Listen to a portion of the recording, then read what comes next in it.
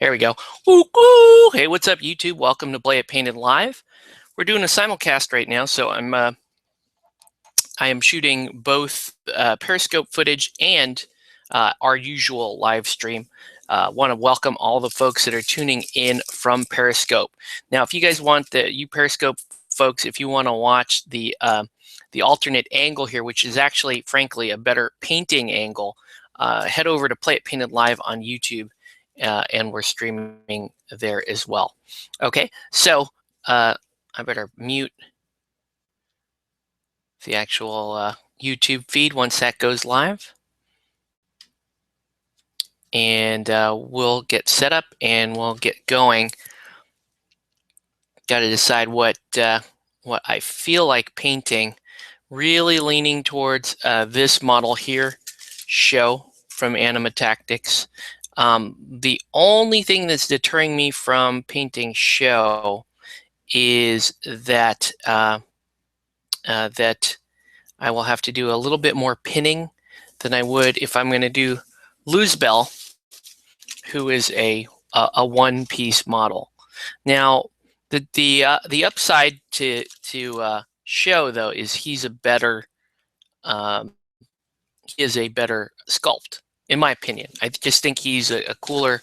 He's he's pretty cool. Level 45 light warrior. So I don't know. If you guys have any comments and you guys think you have an opinion either way, let me know. We'll see how that goes. Man, he does look like a lot. He does look, to me, he looks a lot more fun to paint. This is a easier project for us to finish given my typical streaming time. So I may just go with her. She is, we'll see. We'll see. Before we do that, I'm going to let you guys comment on what you would rather me work on tonight. But before we do that, I'm just going to share what I've been working on lately. These are I'm going to have to do this like two different ways to show you one here and one here. Okay, so one here and one here.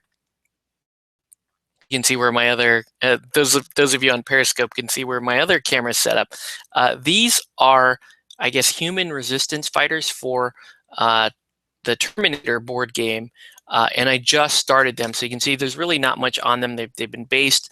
They have a little bit of that zenithal prime and a quick highlight on them. Is this one, is Periscope even going to focus? I don't know. It's hard to tell because I'm looking down an angle here. But anyways, that's where these guys are. I'm not going to bore you guys with just painting in a bunch of flesh because that's what needs to happen next. Believe it or not, the eyes are done on these. So I'd have to paint in the flesh, and that would pretty much take the whole evening, painting the flesh and then painting in the green. The good news is they'd be, 80% done if I do it that way. But anyway, that's what's going on. I'm still, if you guys have any comments as far as which of the two models you want me to paint tonight, either, we'll just say the guy or the girl. How about that? I'm going to paint the dude or the girl. The dude has the two samurai swords, which are kind of cool. The girl is a one-piece model, and I'm more likely to finish her in the time being.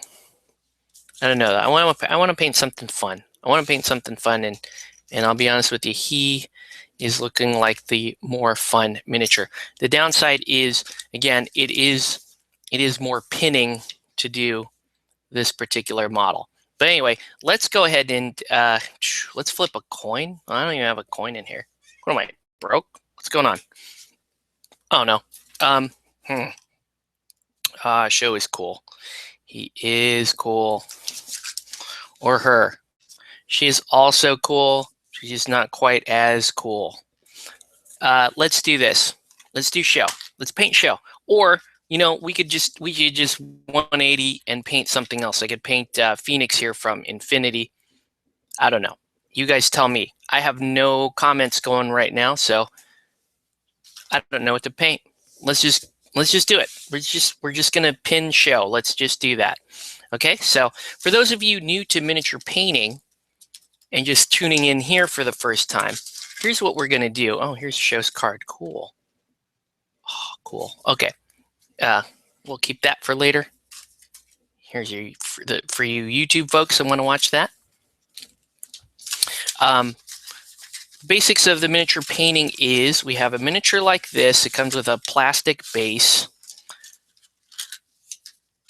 And miniatures are made of, there's a few different types of material that a miniature can be made of.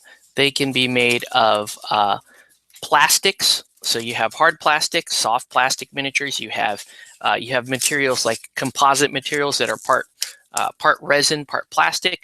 Then you have silicone resin miniatures. And then you have what this miniature is made out of, which is white metal. White metal is kind of like a pewter, okay? And so there are advantages and disadvantages to each type of material that a miniature might be made of.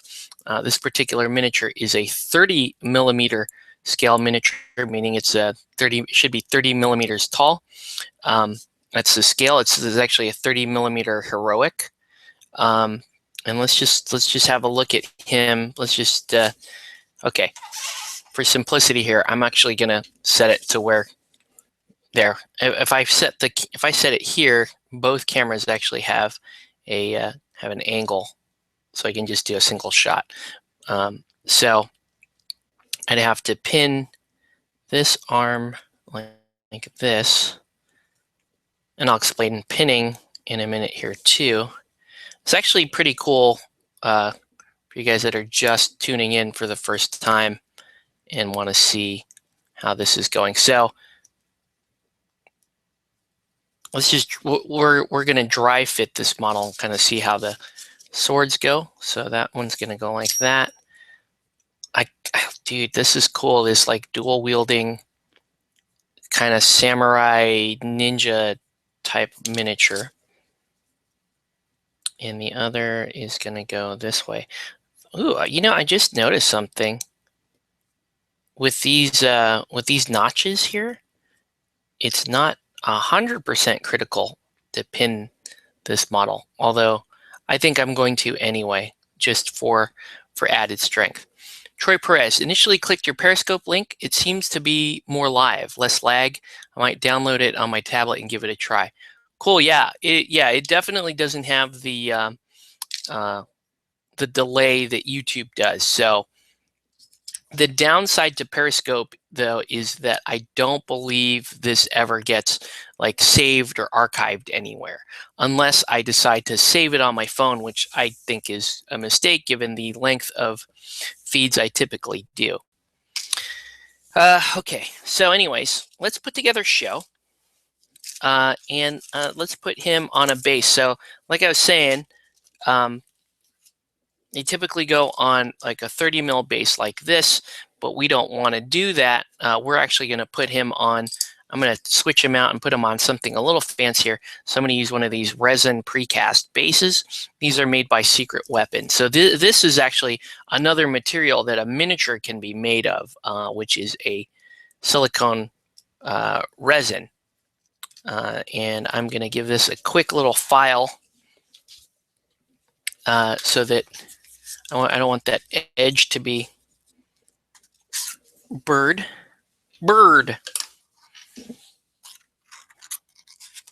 Thanks for tuning in, Troy, by the way. Whichever feed you're on.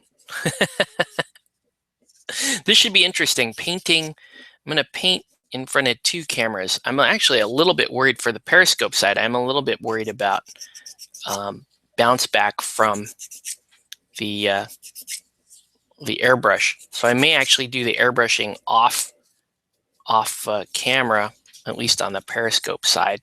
I don't want to mess up my phone and get paint on my phone, the tiny little lens on the phone, but we'll see. Okay, so give that a little bit of a file. There we go. And let's go ahead and let's pick I'm going to pick a little drill bit here for pinning. What did I use last time? Probably this one. So pinning is the process of drilling a tiny little hole tiny little holes in the joints where these metal models meet. You can see that's the size of the pin there. Inserting a pin, which is typically made of this, which is a paper clip, and then fusing those together. In fact, I am missing my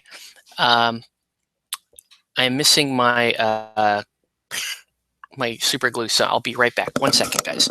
Oh, you can't comment on the Periscope one. Okay, we're gonna have to fix that. Hold on 1 sec.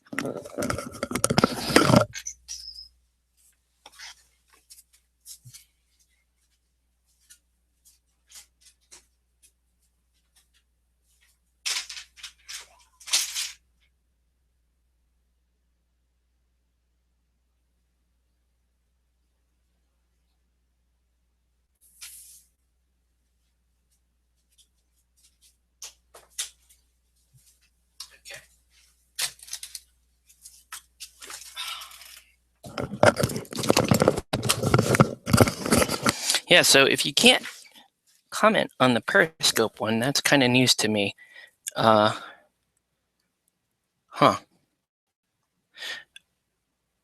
Let's in fact, let's go ahead and stop the Periscope one and then restart it and see if it will allow me to restart it. Duration, oh, that was 20 minutes, so okay. Oh, and you can save it to gallery. Does that, okay. And let's do another one, I guess. Whoa, that's the old one. Let's do a new one. Okay. See, now I got to do this whole thing. Play Paint Alive again. So we're just experimenting tonight.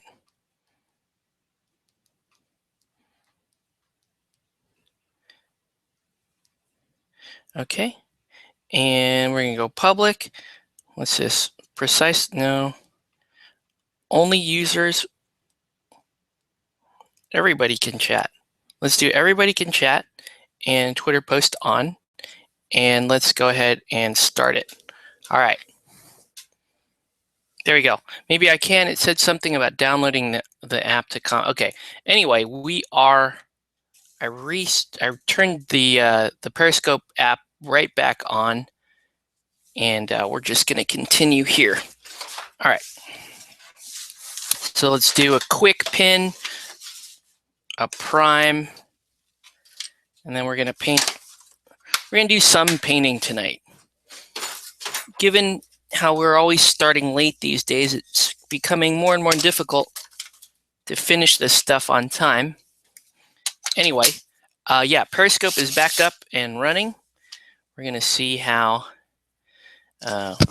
we go here. So, okay, so first thing I need to do is I need to clip this tab off, because what this tab is for, it's for gluing in. You can see how that fits right in the slot there, and you glue it in that way. That's kind of an old-fashioned way of gluing your miniatures in, and it's a way which, you know, if you're a hobbyist, most hobbyists don't do that. Most hobbyists do this, is they clip that tab off, and they get ready to throw that away, because you want to put the miniature on something scenic.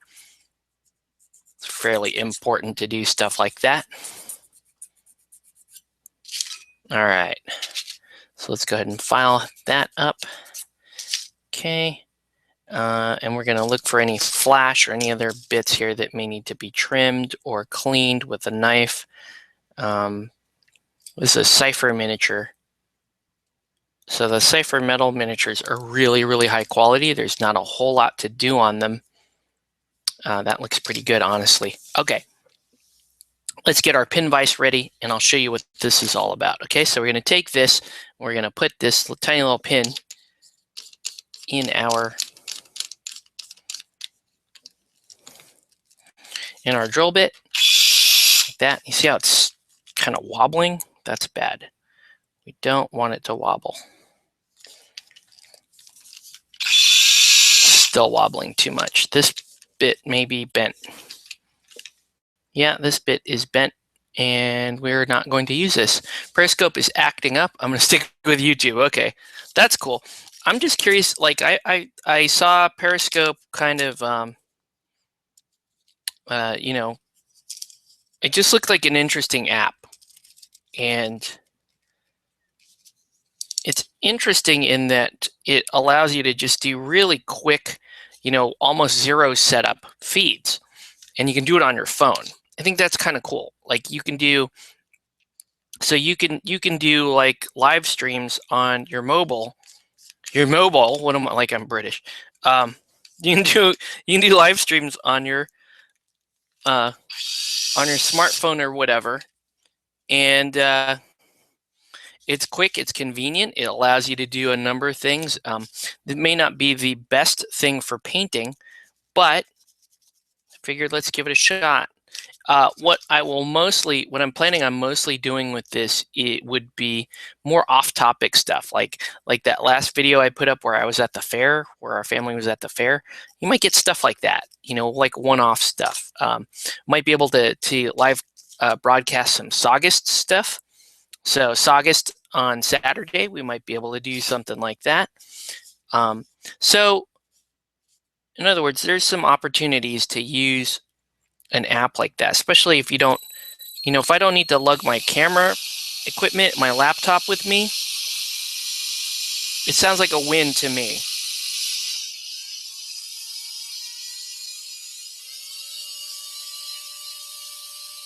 All right, so right now I'm just drilling in a hole here for my pin. And I'm going to stick, once the hole's drilled in, then we insert the pin.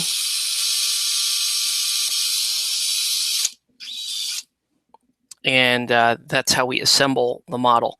We use super glue or any kind of like cyanoacrylate glue to glue this stuff together.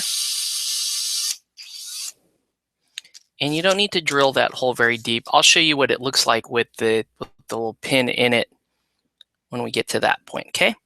So right now we're just pinning show. If you guys are just tuning in, welcome to Play It Painted Live. Let us know what you're painting or what you should be painting.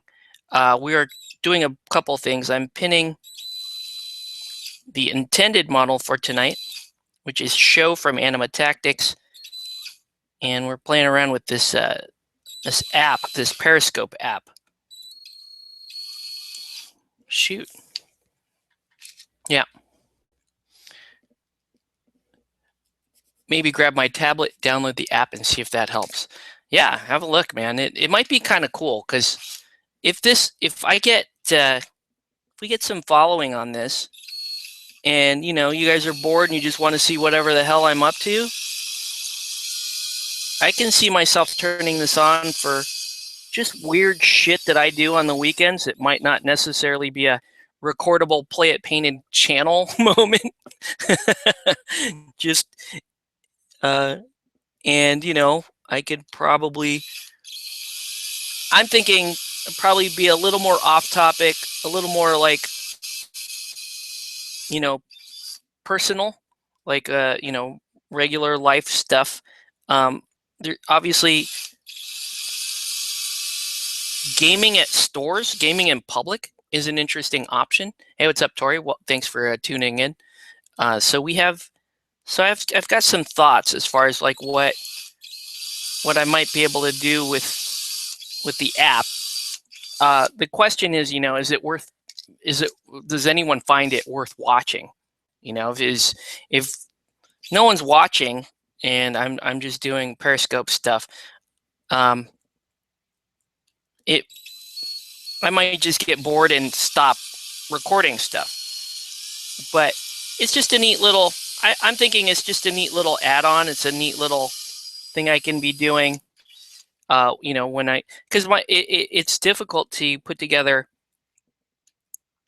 regular YouTube videos for me these days. My gaming tutorials, all that stuff, it's just getting more. Time is becoming more and more precious, and I am kind of running out of the means to do that kind of stuff. Okay, so now almost done with the drilling. I didn't drill very many deep holes in this model. I actually do need a new set of pins. Never heard of Periscope. Yeah, it's a very, very new app, Tori. It's Twitter based. So basically, you can tweet. It's like tweeting live video from your Twitter account, and you can tune in live and you can see live streaming, and it's super lightweight. So it's designed for mobile. It's designed for your phone, and we're just trying it out. I wonder, if there are other like miniature channels, like wargaming hobby channels on Periscope right now. I don't know. We'll find out. Okay, so now, I gotta kind of roughly decide where he's gonna sit on this, and let's see. I'm gonna say right there. See how, yeah, that was really scientific, I know. And I'm gonna show you how I do this on camera. Take a little drill bit.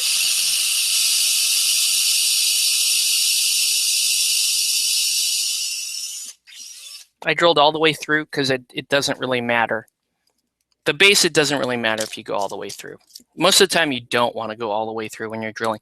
You really only want to go like a few millimeters down. Block Twitter, I hate Twitter.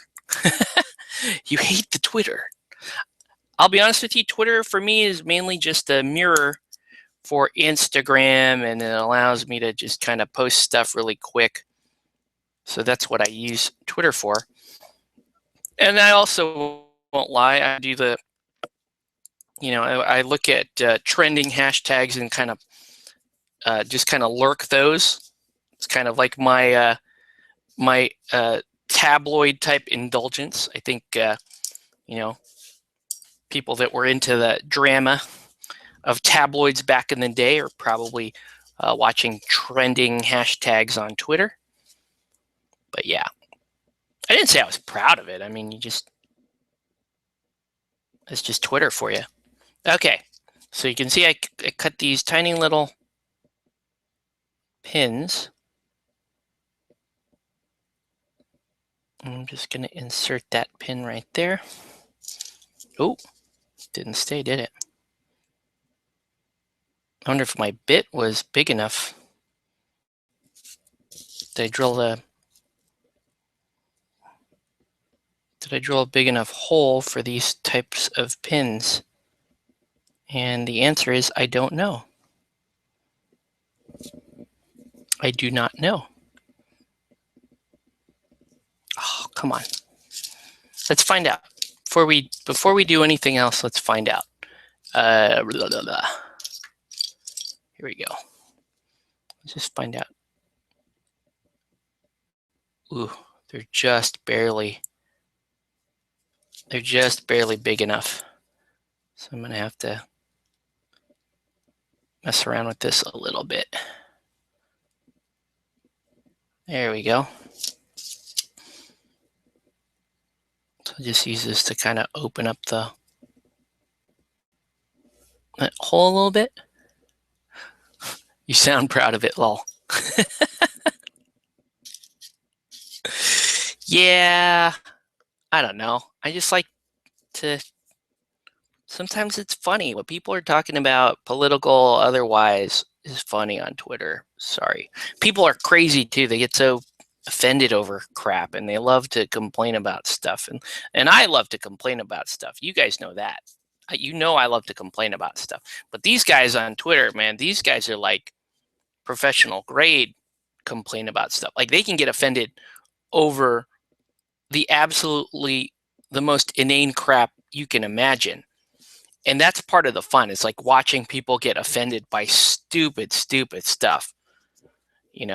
A comedian making a joke, or a commercial that strikes them the wrong way. Obviously, any like superhero movies, anything in nerddom, any fandom in nerddom, people get pissed over the stupidest crap. And yeah, I admit it, man. I watch stuff like that on Twitter. I think it's funny. It's at least entertaining. And it's like, you know, people in the 80s used to read the National Enquirer and all that stuff. And these days, all of that tabloidism is Twitter, Tumblr, all this stupid garbage. But hey, we like it. Okay, so here we go. So here's an example of a pin. Does my periscope focus or not? I have no idea, but if that focuses or not. Well, it's focusing just fine here on the YouTube feed, but you can see there's the pin sticking out the bottom. And we're gonna put in a little glue here. But before we do that, we gotta see. Ooh, man. Yeah, I need to drill that hole a little bit deeper. And I need this pin to sit in a little more securely in the arm because it's kind of like wiggling right now. So I'm going to use the flat end of the file, just kind of shove it in there. Yep.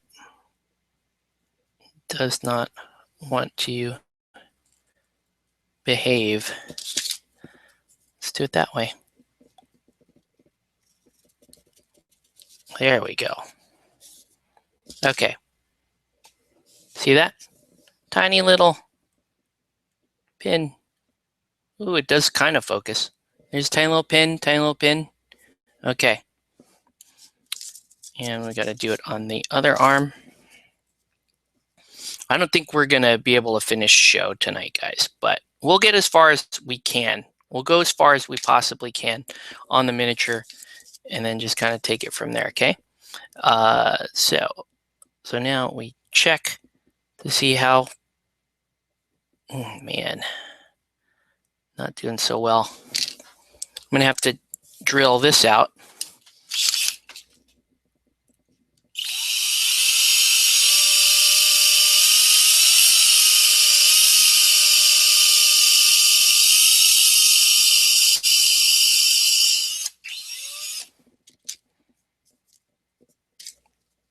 This is one of the downsides to working with metal miniatures is you really should pin them because just using super glue on this type of miniature is not really going to do a great job of holding all these joints together. You're going to have the arm popping off at weird moments, and I see it happen all the time with metal miniatures. And it used to happen to me constantly.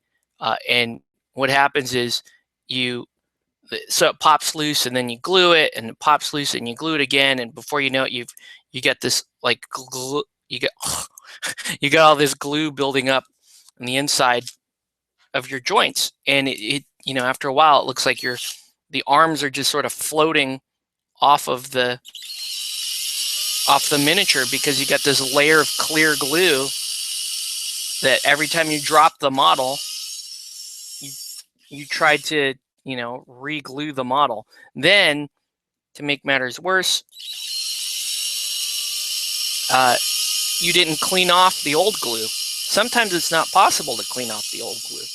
And so it's better off just to spend the extra time to pin everything before you actually put it together. I know I'm preaching to the choir with regards to you established miniature hobbyists that are watching, but for you guys that are established, but you're more the gamer side and you want to get stuff put together quickly so that you can get it on there, do yourself a favor and pin anyway. Pin it anyway, because it will save you so much headache down the road. And pin wherever you can with metal, especially, because you just never know. You just never know. And there are going to be some times, like say Infinity models, where you can't pin everything. It's just way too small. But pin where you can. Okay, so now we're ready to do this joint. I'm going to glue a little bit of glue in there. The saddest thing, like during during paint day this last Saturday, I had these two young ladies that wanted to paint. These two young girls, and they wanted to paint something really fun, really pretty, and they chose well. They picked the those pandas for Infinity, the Nomad faction, and I was like, the pandas that come with the hackers, and I was like, man, that's a cool box. It's really ambitious.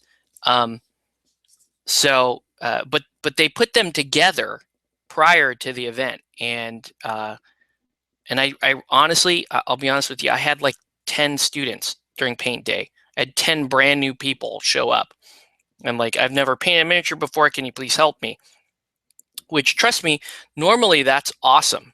I love stuff like that. But I was really the only veteran on hand, and it was my event. So I was, I couldn't devote all the time to just a couple of people. So in the case of these two young ladies, I had to try to just glue it and get it done. I didn't actually have time to break out the pin vise and do all the actual pinning and gluing that I would have liked to do. So we ended up just doing the best we could with those little pandas, and I feel a little it still made me cringe a little bit, because it's like, man, I wish I had the time to just sit there and pin these pandas. These two young ladies and their dad would have been so much happier in the long run with it. But instead, we did what I just described. Like, we glued it in, we did what we could, but we don't know if how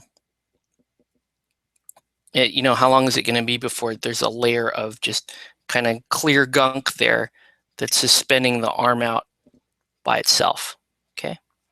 So anyways, if you're just tuning in, welcome to Play It Painted Live, whether or not you're on Periscope or you're watching, or you're watching on YouTube or Google+. I've got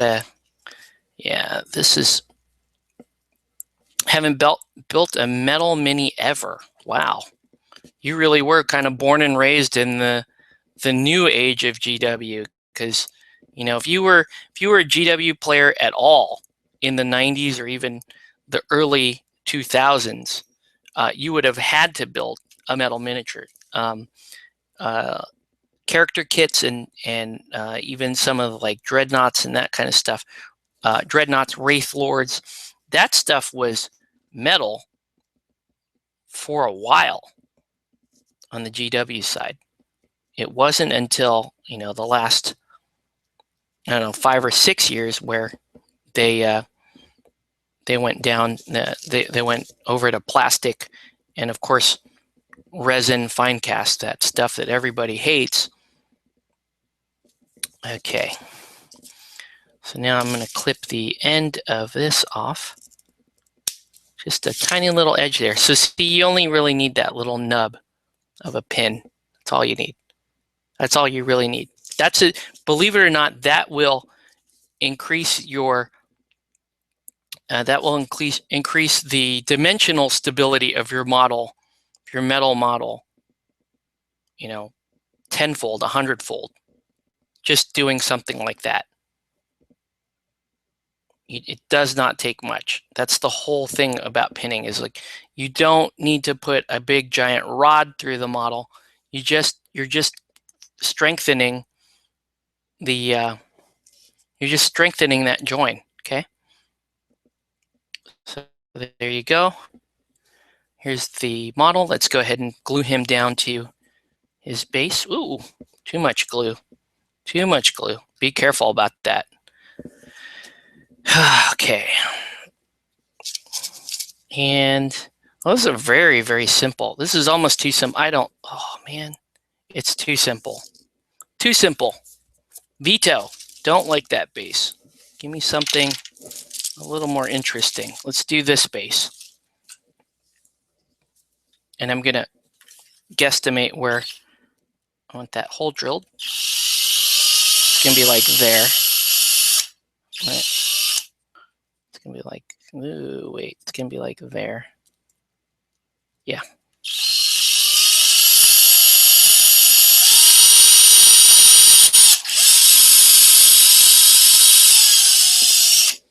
Okay. There we go. And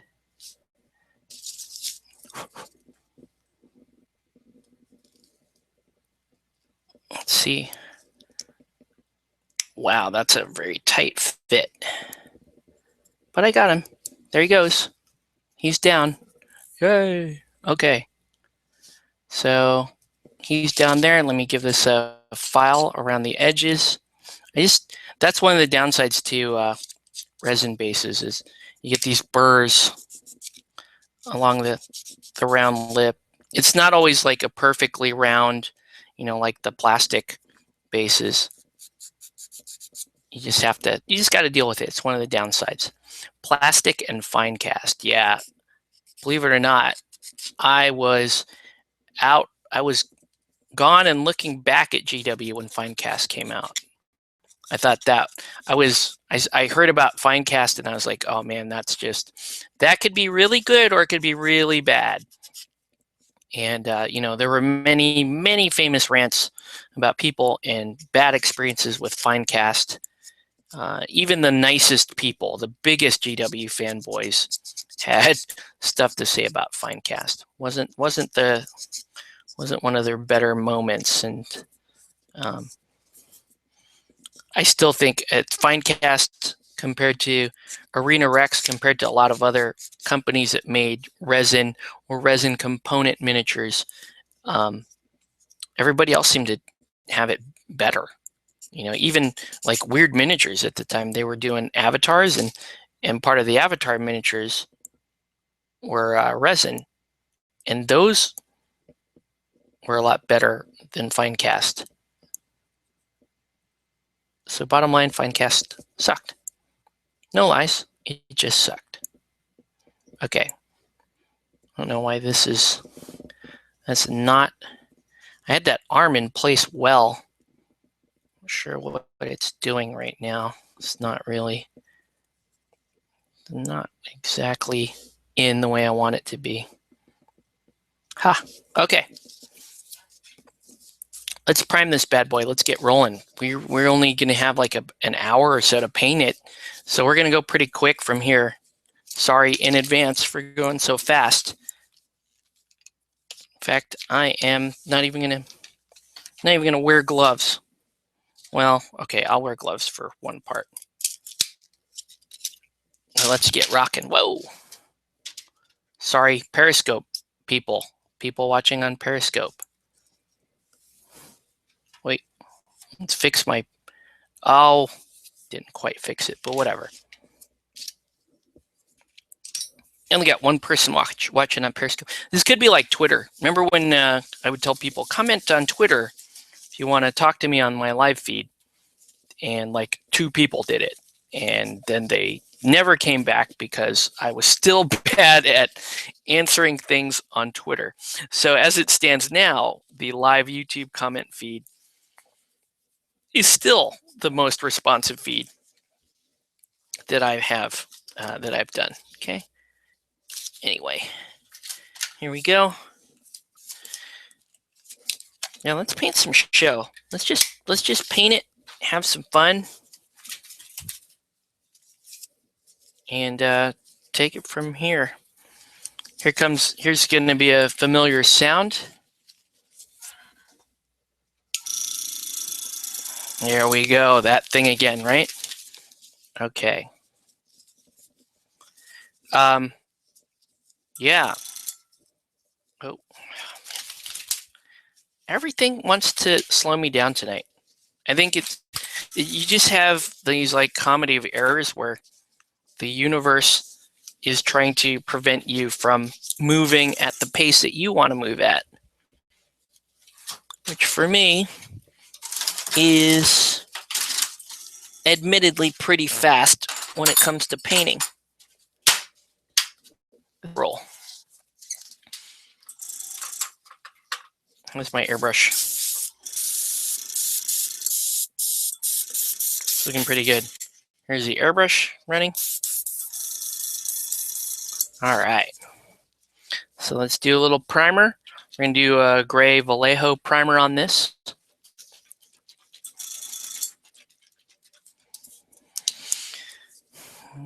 Hope this doesn't jack up my phone. All right. There we go. Okay. So let's prime this on camera.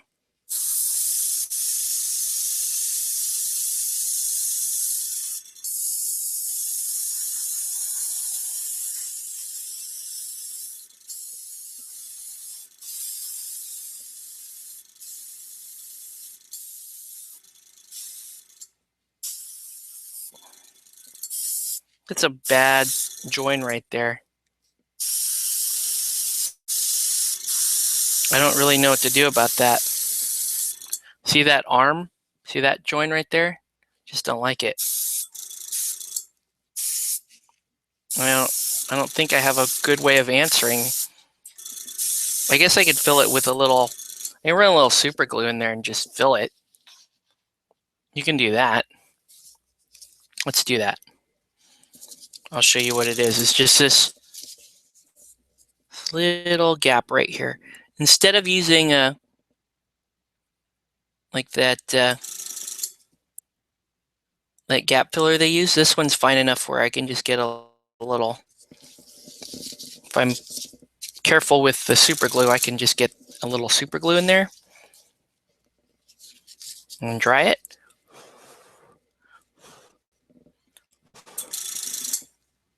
And then we can prime over it, right? It's like poor man's gap filler. Let's continue priming. Okay. And by the time I get over to it, should be at least dry enough to catch primer.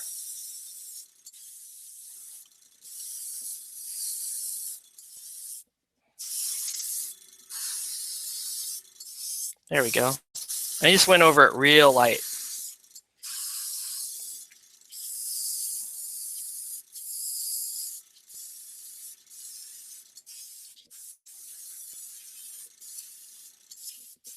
Okay, there. Stage 1 is done. Let's keep rolling. I'm gonna run a little solvent through my primer. FIFA 15 Striker says, what do you think of Trump? Uh-oh. So we're into some political territory here. I never really have discussed politics on my show, but you know what? Just because you asked me that question, I will go ahead and answer it. For those of you about to tune out, I will tell you my political compass is I tend to be left-leaning but libertarian. So my whole politics on stuff is I can tend to be somewhat conservative with regards to fiscal matters, economic matters, but socially I'm fairly liberal. I'm for equal rights and all that stuff, to a point, to a degree, right? Because I'm still an old dude, so I can still be conservative in some ways, but I still consider myself to be somewhat liberal. It's these kids these days that would say that I'm a little more conservative, but I don't give a shit, whatever. Anyway, what do I think of Trump? Well, the one thing I will say about the upcoming elections at this stage is there are some really interesting disruptive forces going on both sides. You've got, for example, on the Democratic side, you have Bernie Sanders, who's really an independent, this really kind of grassroots thing he's got going on.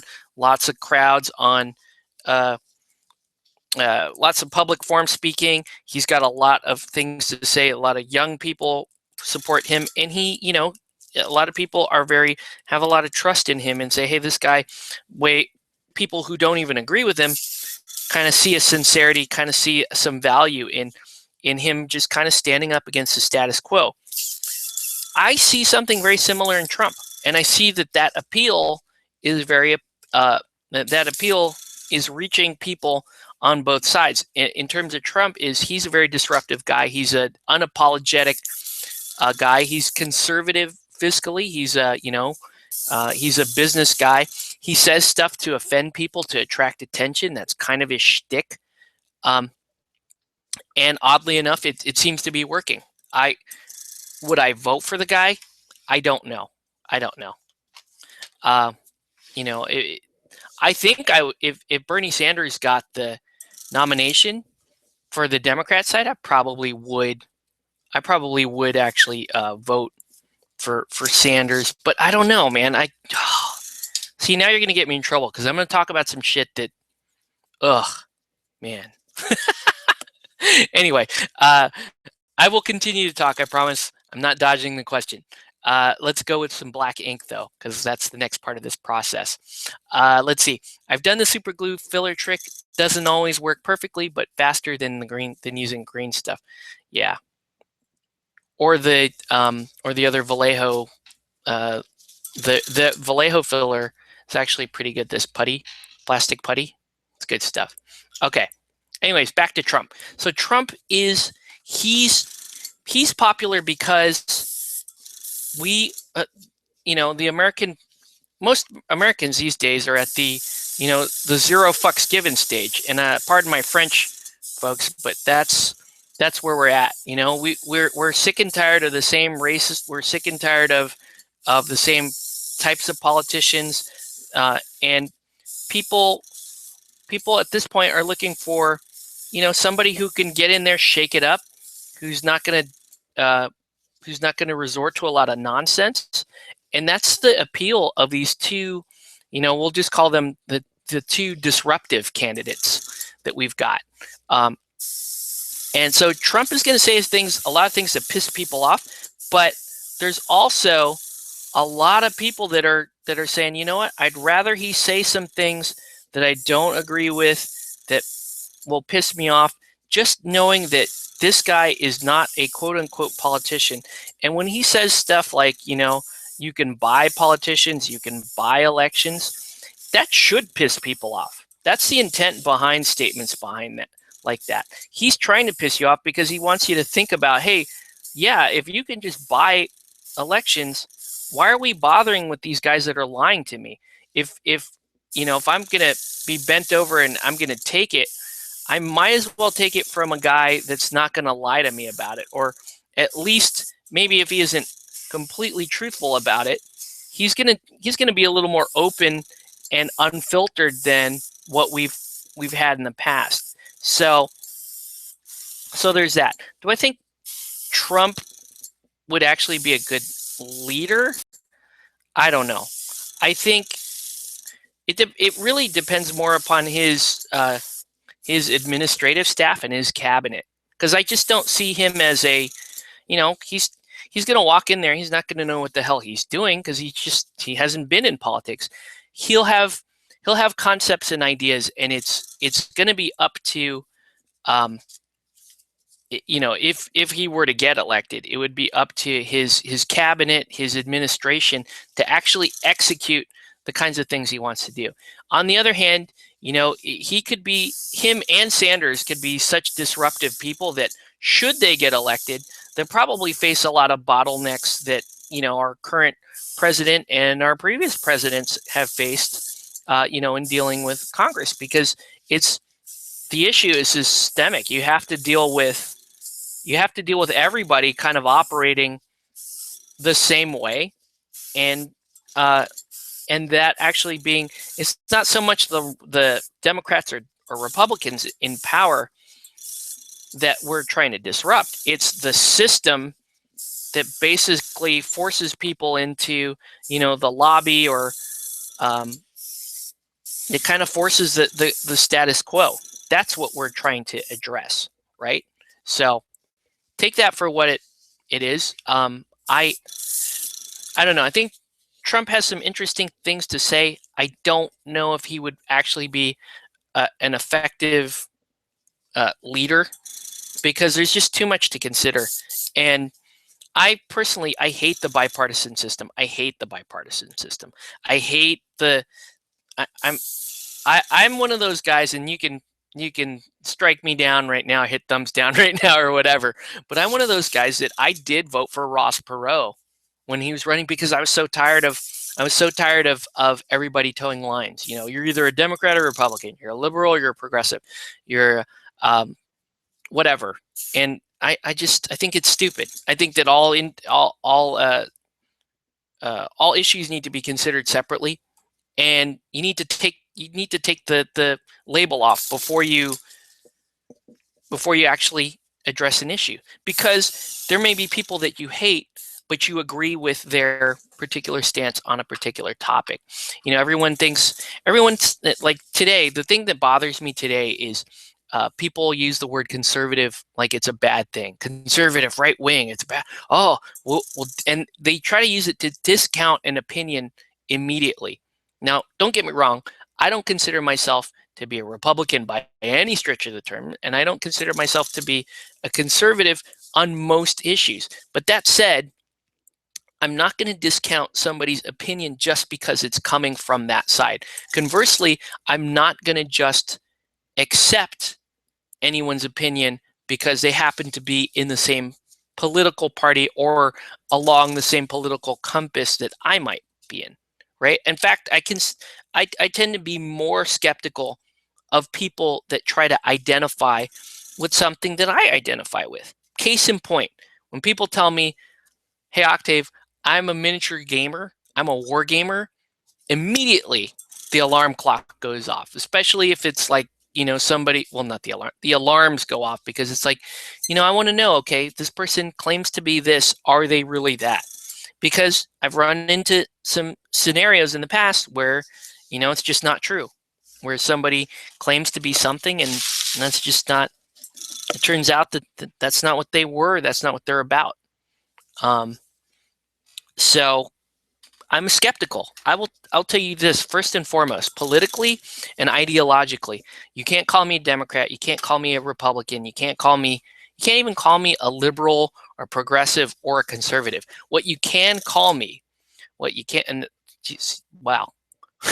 what you can call me is you can call me more libertarian than authoritarian, because I really think that's the more important distinction these days than left wing or right wing. I think libertarian versus authoritarian is more important, because you're going to feel like authoritarian in some instances and you'll feel libertarian in other instances.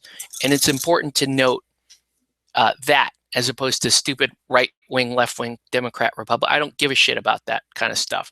It's would I allow? Am I in favor of allowing social systems and human systems to go along a liberal path, or do I feel like we need to have more control, more administration, more authority in other areas? To me, that's the important distinction. See, we're talking about, God damn it, we're talking about politics. Damn it. But yeah, that's what's important to me. Authoritarian versus libertarian. And again, consider all your issues separately, and vote along your informed opinion. The other thing I would say that is sorely lacking today, not just politically, but period. There used to be a time when being a skeptic was a good thing to be. There was a time where being skeptical, being critical of stuff was good. Nowadays, it's, there are people that claim to be skeptics that aren't really skeptics. They're still towing some sort of political line. They're still trapped in some sort of identity politics. They still have that other chip on their shoulder, and that doesn't allow them to be objectively skeptical on things. Why are we talking about this? R.I.P. Yvonne Craig Batgirl. Yeah, I saw that news. I used to love the old Batman show. In fact, I want to paint some of those night models, those Batman night miniatures. I think they're awesome. Batgirl was cool. I was always a big Lee Meriwether fan. And then I loved that old show. I thought it was kitschy and stupid. When I was a kid, I thought it was so stupid that I liked it. But yeah, anyway. Okay, so now I'm doing some like zenithal highlighting with gray. This is a badger fur. So I'm just gonna layer down some gray, and I'm going to step up a color here. Hopefully you guys can see what's going on. But you regular viewers know what I'm doing. You guys kind of know the routine at this point, right?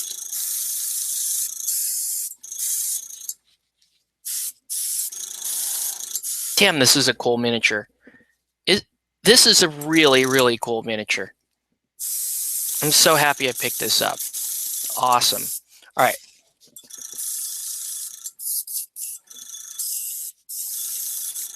This guy's like cosplay cool. That's how cool this guy is. Anyway, so there's my political rant for the evening. If you agree, disagree, guess what? I don't care. I just answered the question. Anyway, let's get back to it.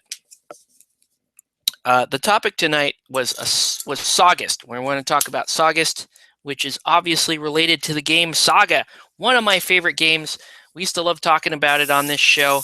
I've done some battle reports on Saga on this channel, and this is a yearly event now for Play It Painted, care of my main man Phil Howard, who is really the architect and the guy behind the success of Sagaugust. So Phil's a avid gamer, avid painter, the same way I am, and he loves classic wargaming. Not necessarily historical wargaming. He does enjoy. He is a history buff. I guess he would tell you that he is a bit of a history buff. Trying to fix my periscope angle there so you can at least see what I'm doing. Let me see if I can. There we go. A couple years ago, 2 or 3 years ago, we discovered Saga, the game, and we started playing it. And he, at that time, he really was interested in hosting a Saga event. So 2 years ago, back when we basically just started Play It Painted, and Phil was obviously one of the first guys on board for the project. He wanted to do something specifically for Saga, so he put together the idea Sagaugust, and that's where we've been. And so Phil doesn't really get to get out much. He can't attend the same kind of like convention schedule that I might have, or some of you guys might have. He's really, he's in the military, and he's got to kind of pick his spots. He's also newlywed, and he's also expecting a child. So congratulations to Phil for that. But Saga is a big deal for him, and Sagaugust is really his deal. So I'm really looking forward to going. This year should be pretty good. We've got, it looks like it's going to be a pretty decent turnout down in San Diego. So it's going to be at Addie's Games this Saturday, the 22nd. And really looking forward to that event. I'm going to get into Saga, what is Saga, here in a minute, as soon as I'm done with this Zenithal Prime, which I'm almost done.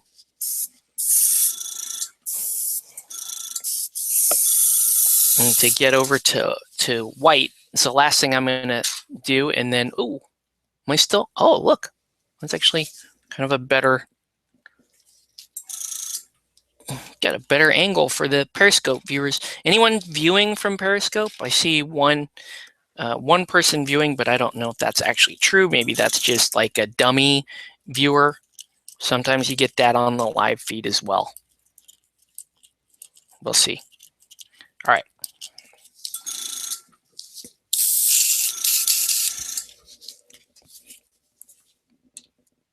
Let's go ahead and do the So now the last thing to do is white. And I'm just going to hit a couple of spots with white. and then we're gonna get to painting because we're on kind of a tight schedule. I'm gonna go Skull White. I'm gonna go Minotaur Snow White for this. Once again, if you're just tuning in, welcome to Play It Painted Live. Let us know what you're painting, what you should be painting. Welcome to anyone who might be tuning in on the Periscope side. I hope this Periscope, it just sounds really fun, so I'm kind of looking forward to what we might be able to do there. So you can see, there's a little bit of lighting there on the sword. Oh, my free Windows 10 upgrade is ready. Finally. So I got to schedule my Windows 10 installation. Hopefully that will fix a few things with my laptop. Hopefully, right?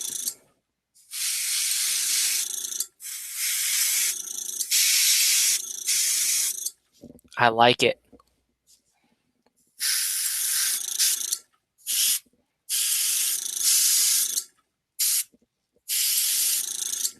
Cool. Cool. Cool. All right. I still need to play some Saga. Right now, for some odd reason, Wrath of Kings is becoming a thing at my local store. Yeah, I've been playing some Wrath of Kings as well.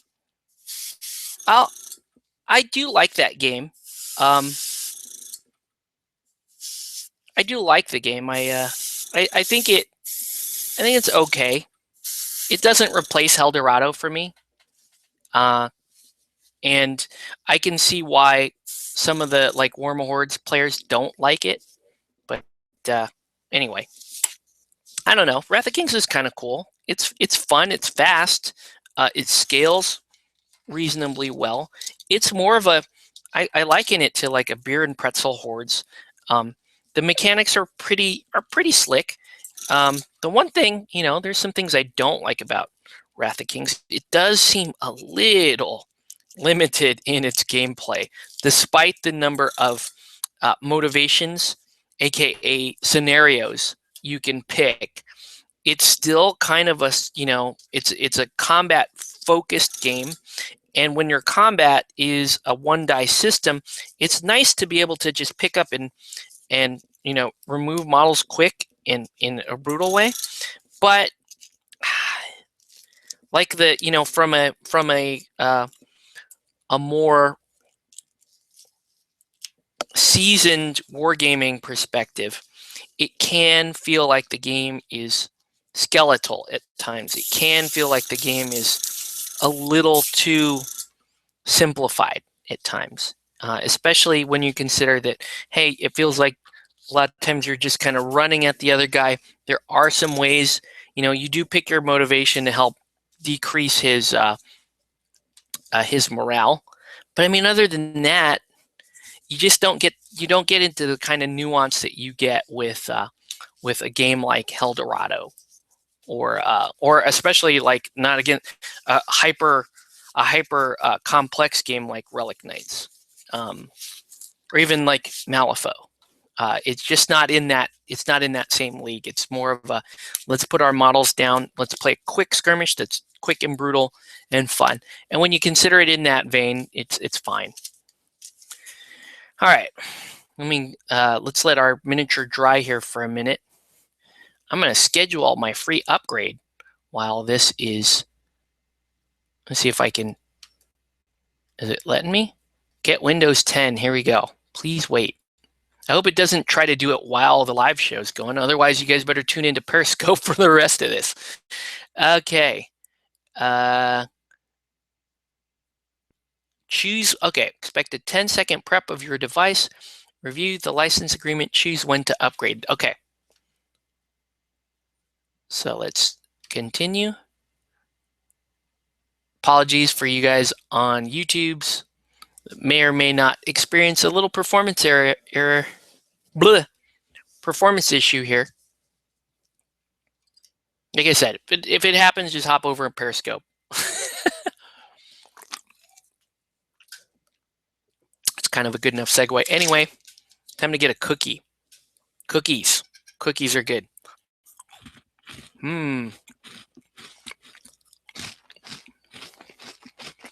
Okay.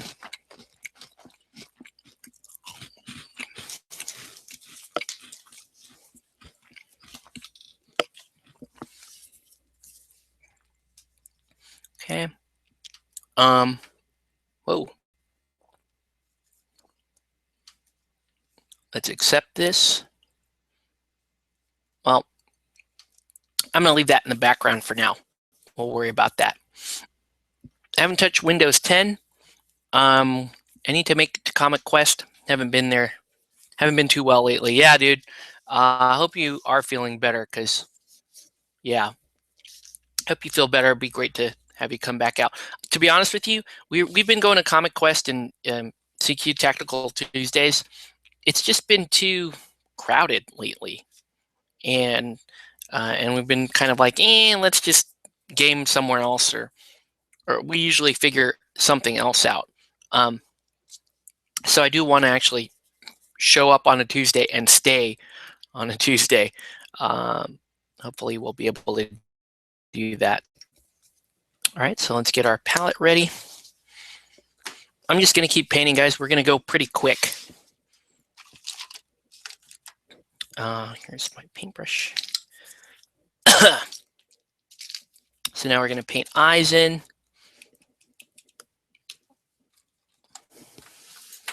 Whoa. Eyes and skin and all that stuff.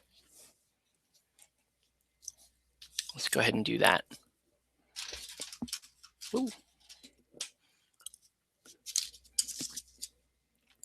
I wonder how this is going to work on Periscope.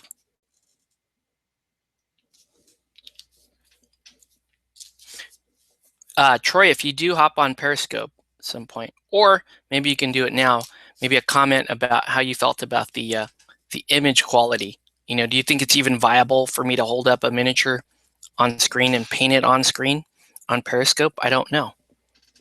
Let me know. Let me know what your experience is. Okay. Oh, I need to mix the white paint too.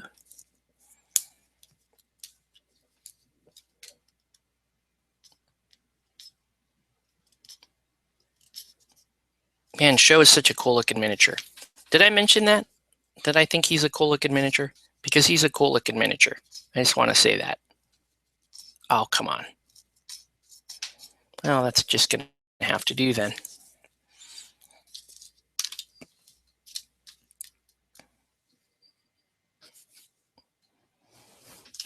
Okay. That might be too much water. That's okay. I'll just make it work. That is a little too much water. Okay. I am out of Vallejo model color white, which sucks because this is the Vallejo model color white is one of my workhorse paints. I consider the VMC white to be one of the best whites ever made for miniature painting.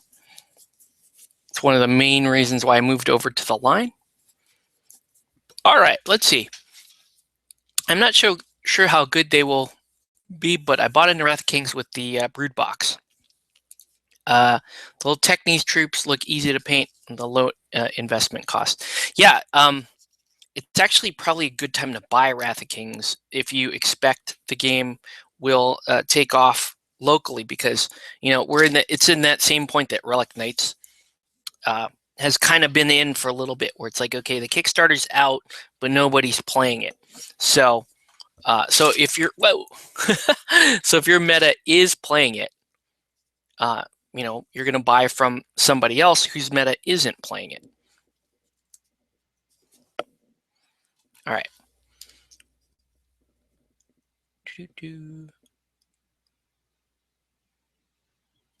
Whoa. It's another Periscope thing. Poking the camera with the back of my paintbrush, because this is a really tight spot here for painting. Okay. that dry for a second. And then let's paint the eyes in.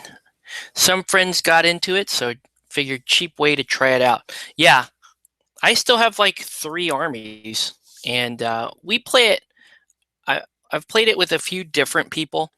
We all kind of like it, but no one else is. I'll say that the reception has been, I guess, sort of lukewarm. It would probably be a little bit better if we didn't play, 20 other games. But I don't know. I like Wrath of Kings. I'm gonna keep at least one of my armies. More than likely, I'll keep 2. And I want to paint a bunch of it. See if I can. And if I could sell it to friends who are just going to come back and game with me, that's all the better.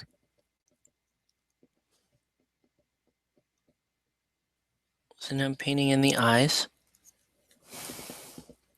It's a little tricky given that he's got a sword dangling in front of him. But we'll make it work. Ooh. That white is just watery because I just don't have enough white. So I'm gonna paint 2 layers of white. And then we'll just correct it with the black. Okay. So white there. Ooh. Keep missing the actual eye because of where the sword is located.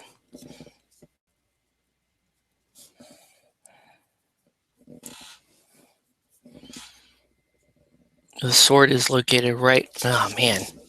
Hold on.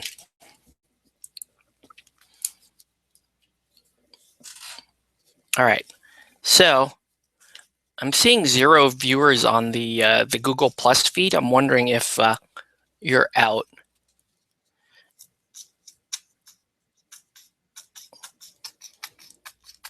Yeah, there's no white here left to play around with.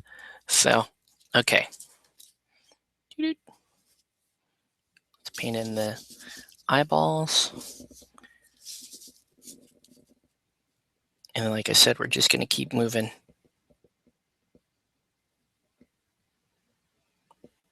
Paint in the eyeballs and keep moving.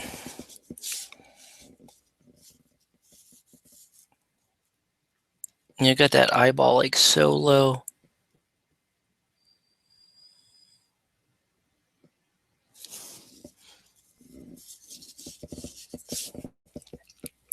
That's totally the wrong spot for the eyeball.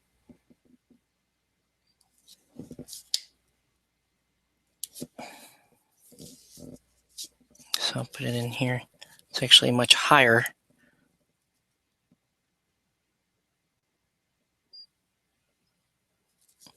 Oof, man. Not doing too well because of mostly where that eyeball is. Let's try to correct it with the black.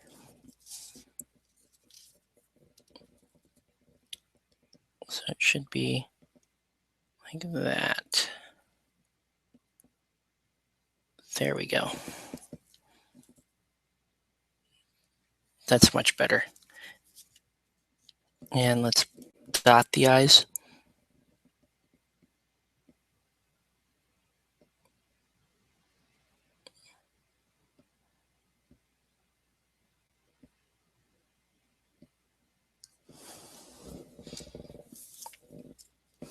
Show has some really tiny eyes.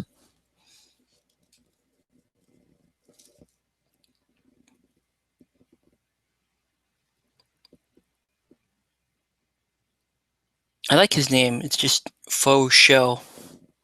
Faux Show.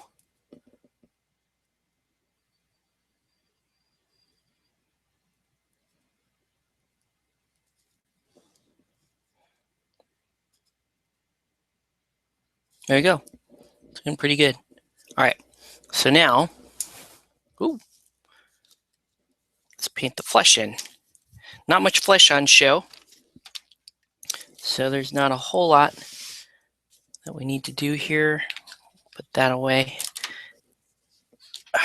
mostly going to be painting armor and cloth. But for the flesh, we're going to do our standard deep skin tone.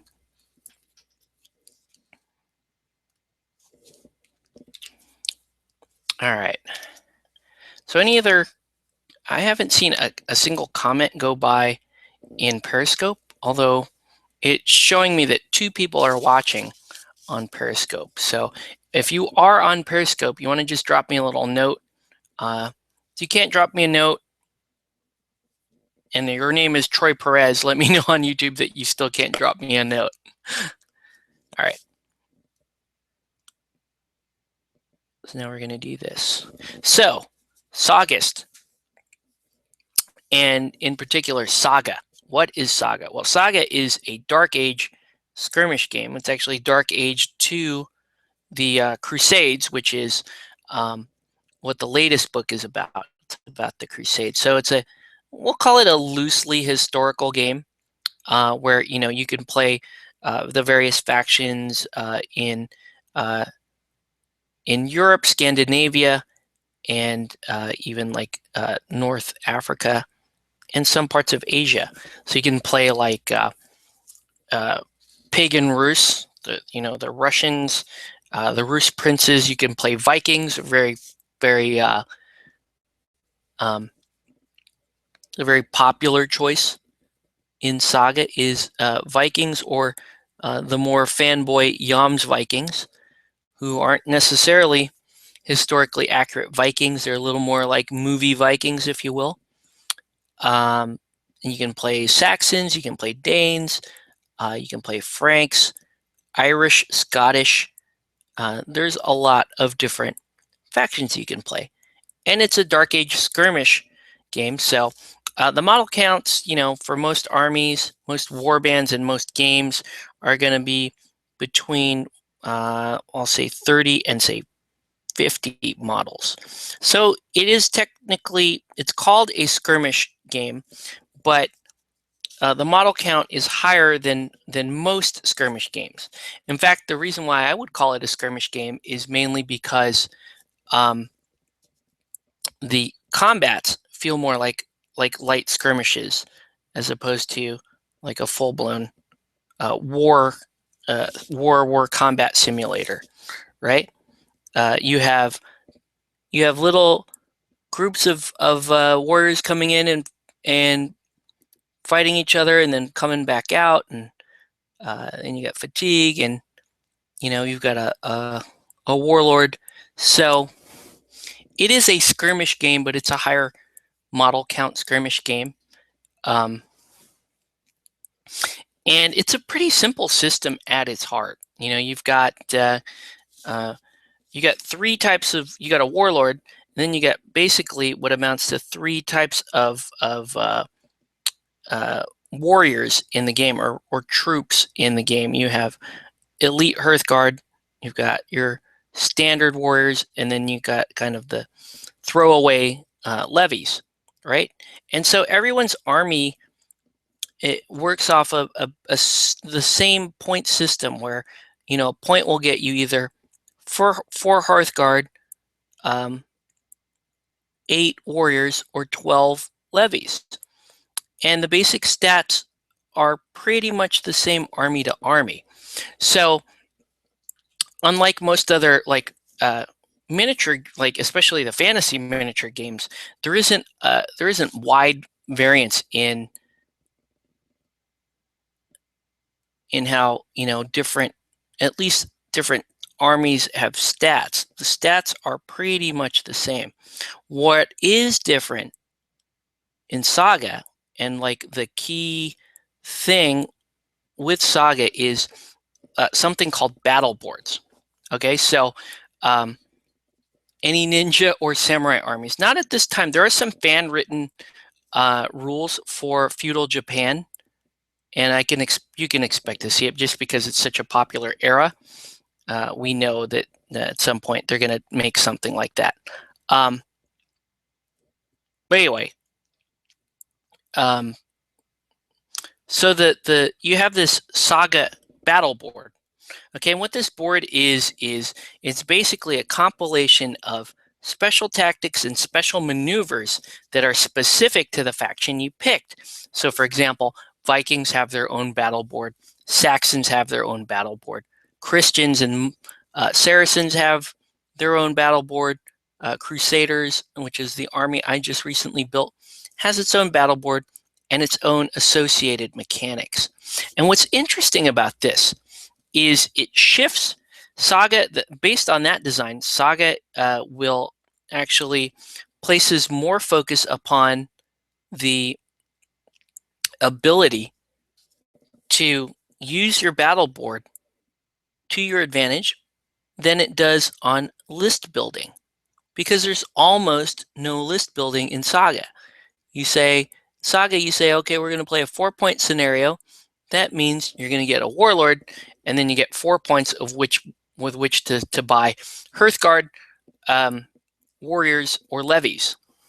And so that is very easy decision making. It's very simple decision making.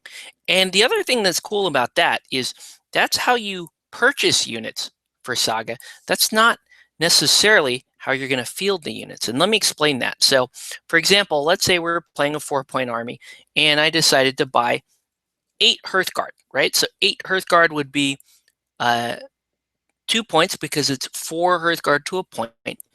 And now, when I get to the board, I have the option of fielding units in multiples of 4. So the smallest unit you can have would be 4 models. The largest unit you can have is 12 models, right?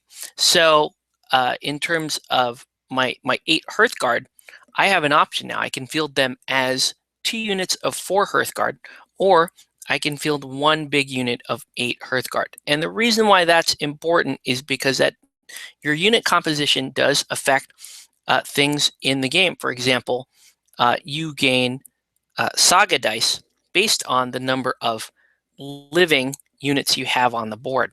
So you might think, so now you have a decision. In the case of our example, you can either field 2 units of 4 Hearthguard, which would net you 2 Saga dice as opposed to 1 Saga dice towards your total, or with the downside being, hey, it's only 4 models. If those 4 models get picked off, I lose a Saga dice. Or what you can do is you can field those as a single unit of 8 Hearthguard, which would give you this really tough high model count elite unit, which would probably perform pretty well on the board and will be hardier than 2 units of 4, but it's going to net you 1 fewer Saga dice. So you have to make decisions like that at the point in which you deploy your army. For the purposes of your list building, though, you don't need to make that decision at that time. So that's one of the things that makes it so cool. Again, the Saga dice are just amazing because the way it works is, yeah, you have these basic combat mechanics that aren't unlike other miniature games, but the access of maneuvers that you have is going to be based on the Saga dice that you rolled, and of course your faction board, what types of abilities your faction has available to you. For example, I used to play the Franks, right? I played Carolinian Franks, and their whole thing was basically reactive tactics. So in the case of Carolinian Franks, what I had was what you did was on your active turn, you would roll your Saga dice, set up a few abilities, and then wait. And it is a very unique playstyle in Saga when you're playing the Franks, because you don't really go on your own turn. You're really going on the opponent's turn. So then play will pass to the opponent. He decides to move a unit, and you have dice sitting on your board that says, anytime your opponent makes a movement, you can move one of your units, right? So you can move to react. You can countercharge. You can retreat. So that's where the differences in Saga shows up. It mostly shows up in the battle boards, and it's really kind of neat because like that's your like I was saying, your armies are pretty much the same. It's just a matter of how well can you master your own battle board, and how well can you adapt your tactics to not only what you have available on your saga board, but also uh, adapt it to what your opponent is doing at the time. So there is a tactical flexibility required for saga, and it's part of the. It really is part of the fun. It really is part of the draw. There is learning how to master stuff. It's really cool. So, so last year I picked up the Crescent and Cross, the Crescent and the Cross expansion for Saga, which takes you from the Dark Ages. In other words, basically 7 to 1100 AD, and it moves you closer to the 9. We'll call it 900 to 1300 AD, which is the Crusades, and you can play some factions from the Crusades. You can play, for example, Crusaders, which is what I'm playing, basically Christians that would try to march down upon Jerusalem in the attempt of retaking it back from the Muslims. You can also play the Muslims, or AKA the Saracens, and there's two factions of Muslim armies that you can play. You also have the Christian militants, or the Milites Christii, which is a more elite Christian unit. Now we're talking more like Knight Hospitallers or Templars. And then you have the Spaniards, which is an interesting, just kind of a separate European faction. Crescent and the Cross also introduces two new Saga dice types. Saga dice are important to the game because it's those facings that you collect, that you roll at the start of your turn, and you collect these abilities that are important. Now, you can actually play Saga without having to buy the Saga dice, and this was discussed at length when we first started playing it. Yeah, Saga dice are like the most expensive part of Saga, because it's like $20 for Saga dice, but everything else is dirt cheap. And frankly, buying the Saga dice, while not absolutely necessary, does make the game a little easier to move through, and in my opinion, is more part of the fun. Is having, buying the Saxon dice, or buying the Byzantine dice. I think that's really cool. All right, so show is coming along here. This is face. And now I'm going to paint in the gold parts of his armor. So let me show you guys here on YouTube first. So he's got kind of that Empire gold plates in spots. Then other parts he has like samurai banded armor. Okay, same here with you guys on Periscope. There you go. Okay, and I want to do one more quick little highlight on the flesh before we move on. Just really quick. I just want to do, because his face has so much cool character to it, that I want to capture a little bit more with just one little highlight. Then we'll mount him on the other thing, and we'll get going. Okay, we'll get going with the non-metallic gold embroidery that this model has. Okay, yeah, show is awesome.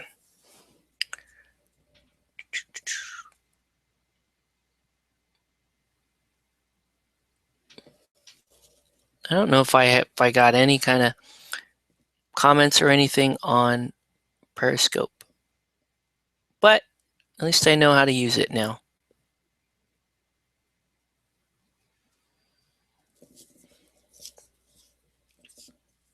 There we go.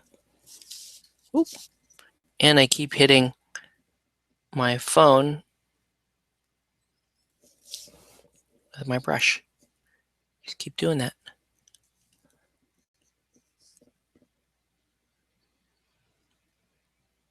I may have to do a wash here.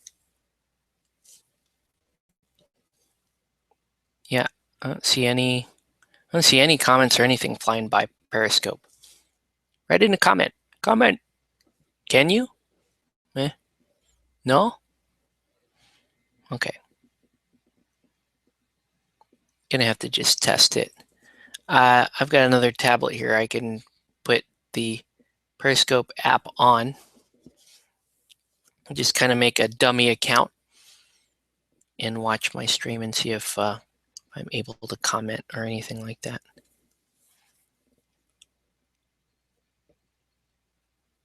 Man, show's cool. I do think I may need to wash his flesh a little bit though. All right, so now let's talk about how we want to do, well, the metallic metal, the non-metallic gold elements as opposed to the black elements. We're going to start with a brown. Okay, so I'm going to pick a reasonably rich brown. Maybe like a,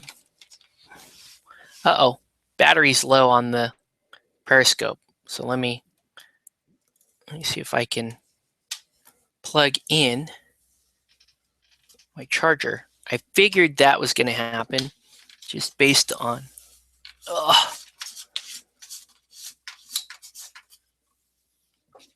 how this whole thing is going. So let's plug it in. Okay, so now we have, now we have I'm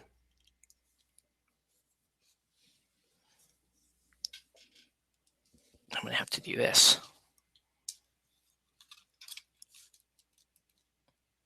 No, that's just not going to stay, is it? I may have to abort the Periscope app here. I may have to. That's too bad because I wanted to paint more of this guy on camera, but it's okay. We can just continue to do that on YouTube. Let me see if it actually, there, you can see it here. So for you guys on Periscope, there you go. I'm going to have to, if I'm serious about Periscope, I'm going to have to figure out how do I mount my cell phone to capture that. But anyway, I'm going to close the Periscope app for now. I want to thank you guys on Periscope for watching, but we're going to continue here on YouTube. Periscope app is weird. I was able to view your feed. Quality was great. Was not able to comment because it said you limited comments to only the people you are following. That sucks. Okay, I'll have to fix that. Anyway, so let's go ahead and end this.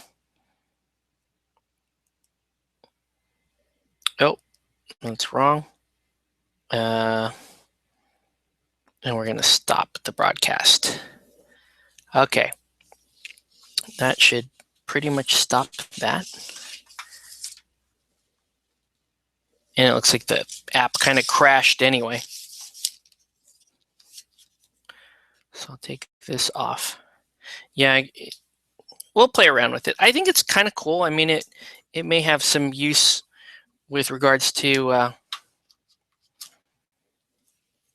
like other stuff. We'll see if you could like impromptu live show it. That might be interesting. You know, if I'm painting at some place that's not here, I could do something like that for. Anyway, let's get moving here. Beige brown. No, I want, this is a good color. Let's do this chocolate brown. And let's mount the miniature on this thing. I'm actually going to pull this camera down and in so we get a little bit better view of the painting area here. Okay. All right. So yeah, we're going to do non-metallic gold on a lot of parts to this miniature. So I'm going to start with a deep chocolate brown as the base color. And I need my other Winsor Newton. I need the kind of the good mid-size. Where's that good mid-size Winsor Newton brush? That's not it. This could be it. That could be it. That is it. That is it. All right.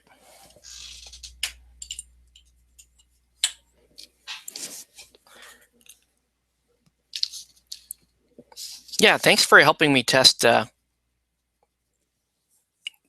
Periscope, Troy. I will continue to just do live streaming stuff on Periscope. A lot of it will probably be off topic, but I want to get used to that software, and I want to see what it. I want to see ultimately what we can and can't do with it, because I think it does have some potential. All right, so now chocolate brown going down. Hey, that rhymed. So I'm going to base coat anything that that I'm considering painting gold in this chocolate brown. So you can see the main chest plate here will most likely be non-metallic gold.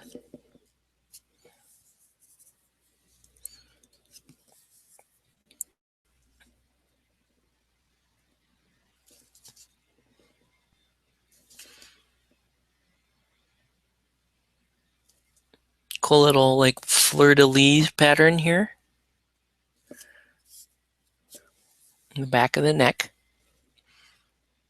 Ooh, the brown didn't level off as well as I would have hoped it did, but it's doing okay. We can make it work. We can make this work. And then he has like some, looks like a couple of long braids that come around like that. Let's do his, it doesn't really make sense for him to have gold shoes, but let's do this whole collar up here.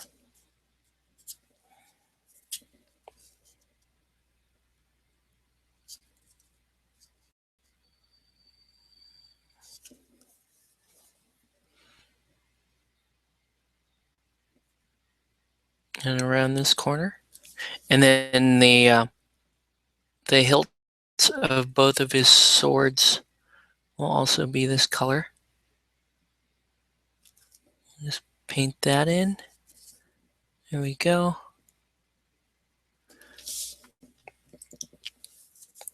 Let's do the sword hilts. This is such a cool looking miniature. I'm super happy about it. No problem. App looks interesting. I like the idea of randomly setting up feed at gaming events. Yeah, it's just, I guess it's just your way of like following someone around. If you're like, you just want to see what they're doing or what they're seeing live. I think it's pretty cool for that. For this banded armor, probably do like a dark blue, like a Mediterranean blue.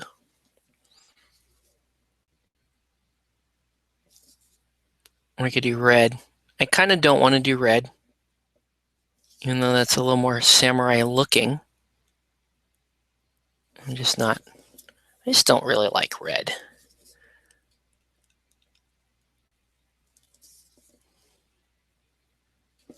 Okay. So let's let that dry. While that's drying, we can paint the insides here. So this inside part of the tabard here will be the dark blue. So dark blue there. The pads on top like this will be like a wood, maybe a walnut color, or that saddle red, and I can do saddle red down here. I know it sounds weird doing blue and red on a miniature. He's not Superman, but I think it'll work. You just gotta, okay. So anyways, let's go ahead and do that Mediterranean blue.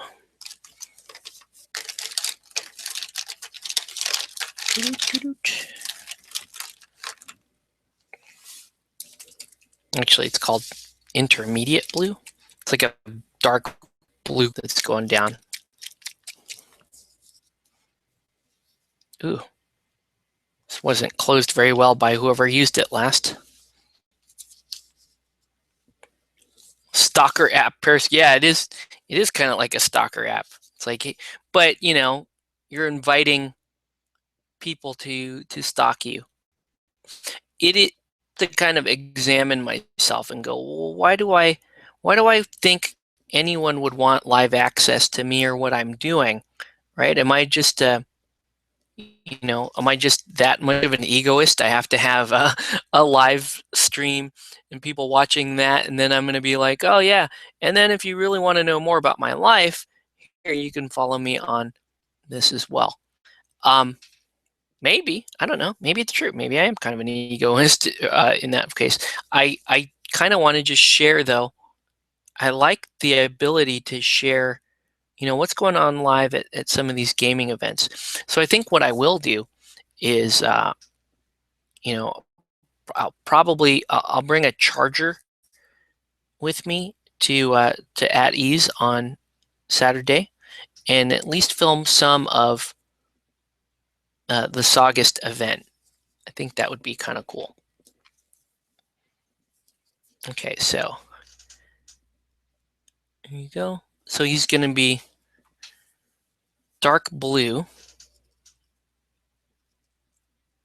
This kind of blue-gray here in these areas, right?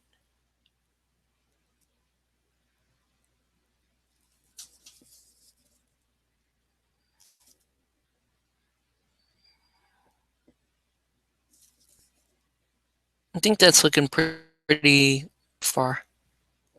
And then, yeah, we're going to have to figure out what color the banded male is. Let's see. The entirety of social media has become about our egotistical need to tell everyone what we're doing as if people care. Hey, what's up, Justin? Yes, I agree. But yes, I do agree with that. Somebody, but here's what is at least what I find entertaining, egotistical or not. I think there are people that, especially with regards to like having a common hobby like this, that it's like, it's cool. I find myself just wanting to watch other people do what I do, and having them share their projects, their workbench updates, that kind of stuff. I think it's pretty awesome. And then it's also kind of an ego boost too, to upload your own stuff, post your own stuff, and hey, I'm invested in. I want to see how you finish this. Be working on a project like that, and maybe you can get some good ideas off of that, or maybe they just find it entertaining to see, what somebody's working on. I don't know. We'll have to explore that. I do agree that there is something inherently narcissistic about saying, hey, here's me on yet another social media platform in case you're not getting enough of me on my regular social media platforms. So yes, that does bear some self-reflectance, and I hope to be able to do that. Okay, there we go. So he's got this kind of darker, basically going with a darker underpants here. Get it? Underpants? Yeah, I know, that was terrible. And then we're gonna start to work on, well, what I really need to do before we work on the gold is let's polish up the blade a little bit with a wash. I'm going to do a really quick and dirty black wash with a little bit of glaze medium. You know, that standard thing I've been doing. Here's what I'm eating. Jealous?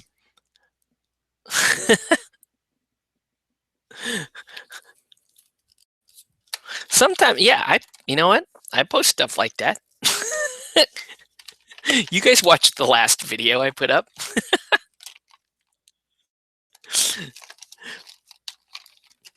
I don't know why I think it's, I see other people posting their food up on like Facebook and stuff. I'm like, why do people do that? And then I do it. And it's like, well, I don't know. It was interesting to me. Do I go back and watch like what I ate? Yeah, I do that. I went back and I looked at that video and said, hey, what did we eat that day? My wife and I looked at that and she's like, oh, that's cool that we recorded it. She's kind of on board with stuff like that. Now, don't ask her about the crazy amount of gaming and gaming stuff I'm into. She may have a totally different answer for you there, but we're just going to record stupid crap like what we ate. She's on board with that.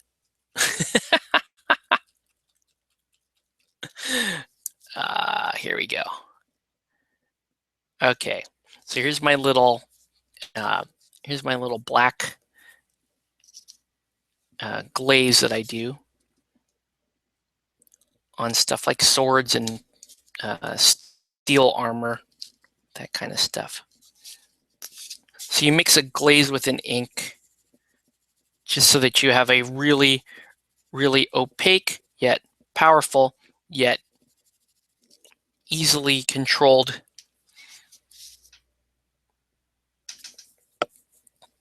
glaze, right? And I'm gonna put that on, put it on real thin. Just real thin.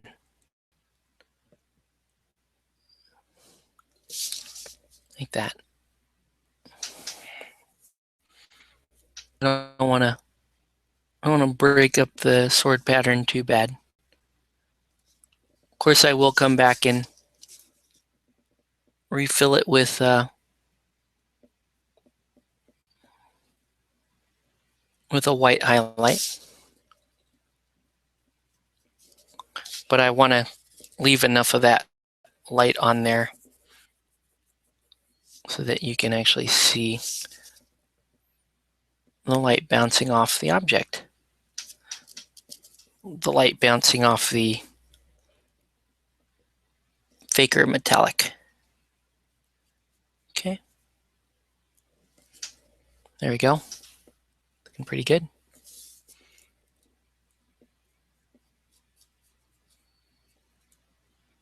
All right. Yeah, social media is just you and your friends. Most of the time, it's just you and your friends. Like, hey, I want to see what Justin ate the other day. I want to see, you know, what gaming event Troy is at, or Tori, or anything like that. So yeah, that's what it is for the most part. But you know, it can be very fun to just post stuff like that. Oh shoot. Did I want to? No, I don't. I don't want to do that. Okay. All right, so now let's go ahead and get in here with some yellow ochre and do that gold, right? I'm going to do a mini little dry brush with yellow ochre here. So I need a smaller dry brush to do this. The Facebook. I can't complain. I've been on Facebook. Been on Facebook since the beginning. The Facebook, anyone? Uh-oh. Did I do that right? Might have accidentally. I'm also an avid viewer of YouTube, but I'm tired of hearing the tweet beeps when I'm in public. I think I turned that beep notification. Not really. I get them from like Facebook Messenger, that kind of stuff, but all right. So here we go with some yellow ochre.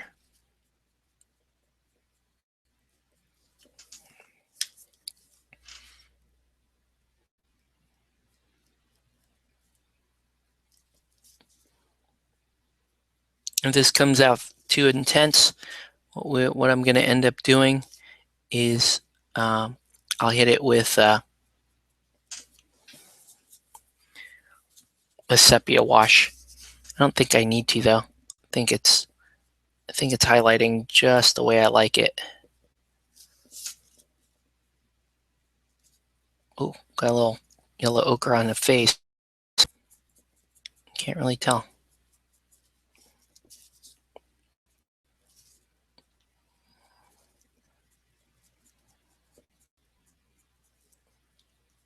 There we go.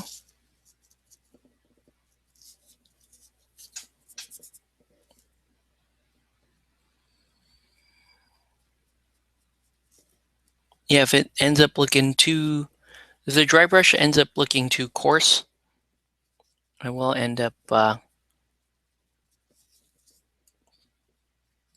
putting a wash over it. But I would prefer to avoid that. The one thing about the wash is it can kill your. It's great for the shadows, but sometimes it can just tint your look a little too far. Especially with my chocolate brown undercoat, I don't want anything looking too dark overall. Okay. That's pretty good.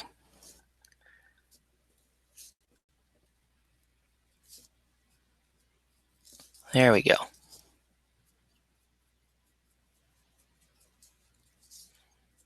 I probably will though come back with the wash just to accentuate that. Oh, ICQ was fun. You can create fun /me action. Yeah, I remember ICQ back in the day. This was when I was playing Ultima Online. So there you go. Looking pretty good. I think I need a. Oh, that's wrong. I need a second. Just a quick brush over here.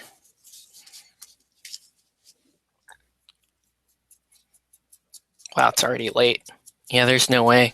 There's no way we're finishing this model tonight. But it's okay. I'm not terribly bothered by it. We've been taking our time on stuff lately on the show. I will get us to a point though where the model is starting to look pretty good. And then we'll just cut it.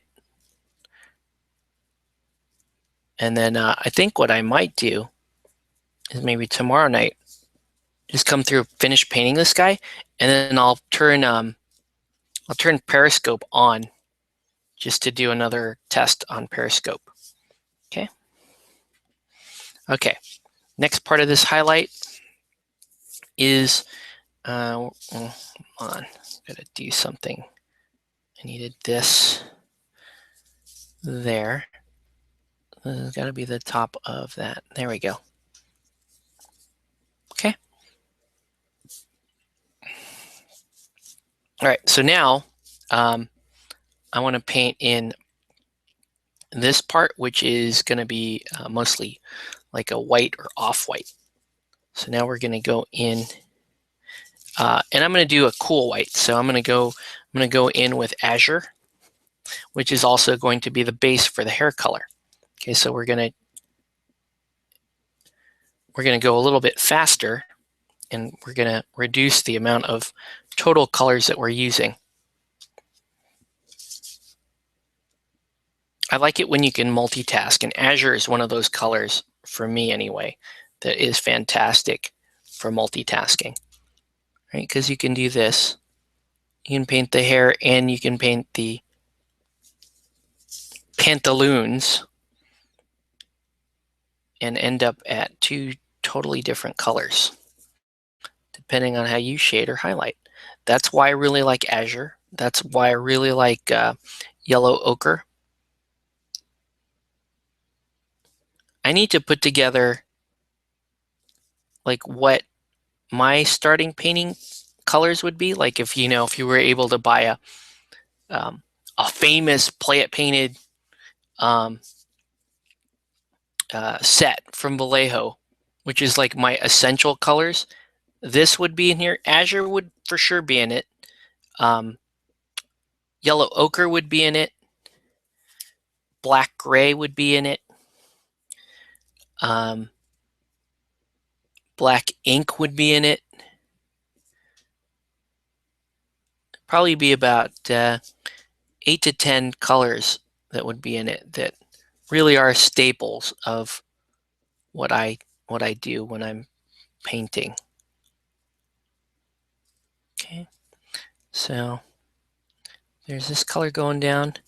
Actually, well, I've got some yellow ochre out, I believe. Oh no, not yet. Not yet.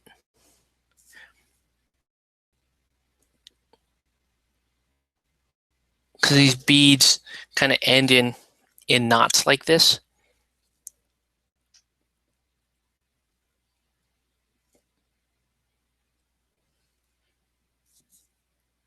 So I can paint that in too.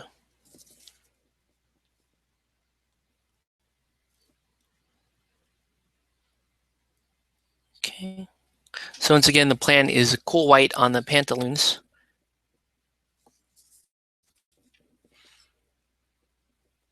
And this little center tabard here will also be that cool white. Okay.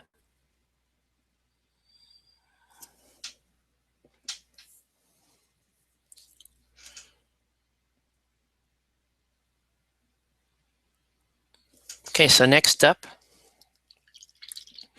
let's do a little Iraqi sand. Okay. Iraqi sand as a highlight. Solid black tends to look bad, but a nice black gray looks great. Yeah, that's why black gray is I consider that one of my essentials. It's just a great versatile color. I paint that whenever my intention is to color something black. I just don't actually paint it black. So you guys know what I'm talking about there. Not that's painting 101 is you don't almost never paint true black or true white as part of the miniatures, other than things like when you're painting the lip of the base or something. Otherwise, you paint something really close to that, but you don't actually paint it. In the case of white, you don't actually, when you're painting white doesn't, the color white doesn't actually come in until the very, very end when you're doing the very, very last highlight. Otherwise, it's not really there. I have a tendency to go towards more natural colors when I paint for some reason. Yeah, people just have their preferred looks and their preferred color palette. For me, I like these kind of softer pastel colors and lighter colors because it allows me to do like all my little wash tricks and glaze tricks and all that stuff. Okay, so now I've got that rope down. And then now I'm going to do some really, really high level highlighting of Iraqi sand here over the lit parts of the model.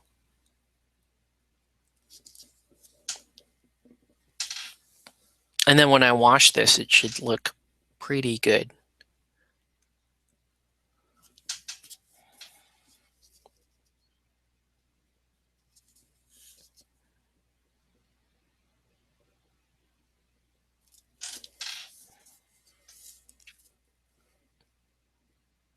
but I want to at least get us to a point where we're thinking, and I'm almost there. I'm going to get us to a point where we're fairly happy with the progress in the model.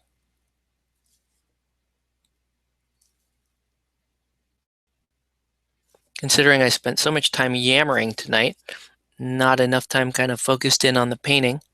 I don't know. I think that's the direction this little show is going in. Is we may not be finishing projects anymore, but we'll hopefully be a little more engaged in discussing topics and that kind of stuff. If you don't like that, and you'd rather just say, "Hey, Octave, why don't you just shut your yap for a little bit and finish a model start to finish, focus in on that," I can totally do that, and I've done that in the past. I just want to collect your input on it. Let me know what you think would be better. Okay, there we go. So now let's go ahead and wash that gold and stuff with the sepia wash. Not going to use a glaze for this, even though I could. I think sepia wash is going to be just fine. Yeah, and sepia is going to blend stuff together and give us the shadow that we want. That looks great. That looks great.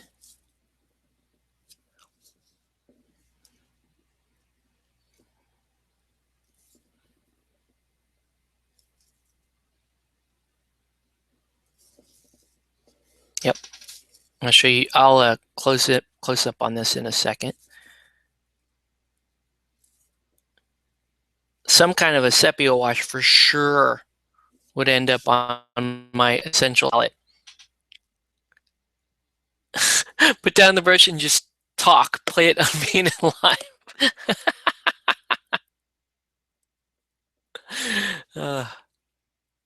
That would suck. Actually, that's a pet peeve of mine. I've watched other. There used to be a few live painting shows. There are far fewer these days, but there were there was that phase where Google Plus stuff was just starting, and live streaming was starting to take off on the miniature gaming side, and so people were doing quote unquote live painting shows, and they weren't doing any painting on it, and it was driving me insane, because it was like, oh cool, I want to see people painting. And it really wasn't until maybe a year or two ago where there were other shows that were like, oh, we're just going to paint. Now typically those shows are, I would say they're better than this one, because it's usually a group of people, and so you have a few different projects going on at the same time. And I used to have that on this show, but it's just been harder to kind of keep people around at the same schedule, especially when I've had to bounce around a couple of times. Okay, so we're gonna let that dry. We're gonna do a little white-ish. We're gonna do a white-ish dry brush on the blades. Just real tight dry brush.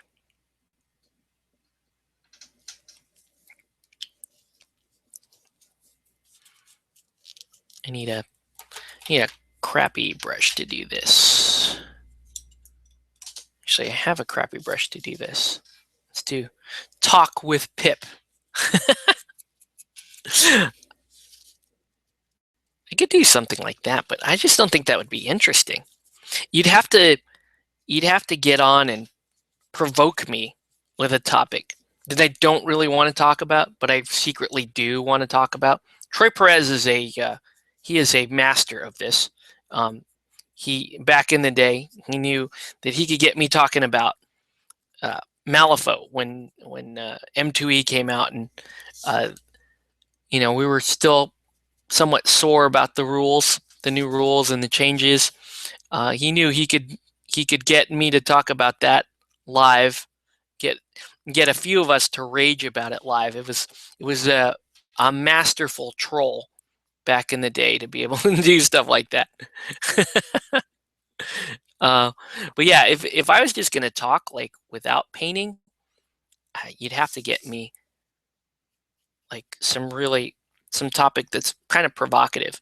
Um, the other thing is, when I do Google Plus Hangouts, even if it is to discuss stuff, I'm still painting. It's just comfortable for me. For example, when we were planning Anime Expo with Ninja Division scheduled a Skype call with me, and they wanted to see, so that we could talk logistics and all that stuff. And even just during a Skype call, wasn't being recorded or anything like that. Um, I would still have to paint because I just felt more comfortable doing that. So even like that, uh, other conventions and stuff, they would do like these video meetings, and I would have to just be painting because I'd be like, sorry, this is where I'm most comfortable doing stuff like this. If a camera is going to be on me, that's what I want to do. Uh, those shows were hilarious.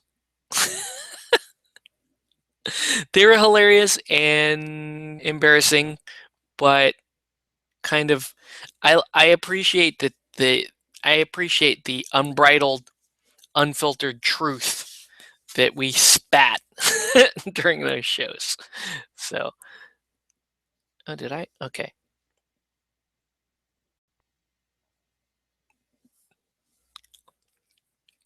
Drunk. I think I've done a couple of feeds drunk or at least semi-drunk. Probably do. I could probably do another feed drunk. I don't think I wouldn't want it premeditated though, you know? I don't want to turn on a camera and go, okay, I'm going to get drunk and we're going to record it. It just seems a little contrived. Like for me, you might have to just catch me in a moment. Like, um, maybe there's a party or something going on here at the house, or, uh, maybe I get dragged home from a party and I turn the camera on. That is within the realm of possibilities. Like that, I could totally see something like that happening, and me doing something like that. Um, and trying, the funny thing too is I'd probably still be trying to paint drunk. And I've painted drunk before. Um, it's not, and I don't, I wouldn't consider it too bad, the work that I did.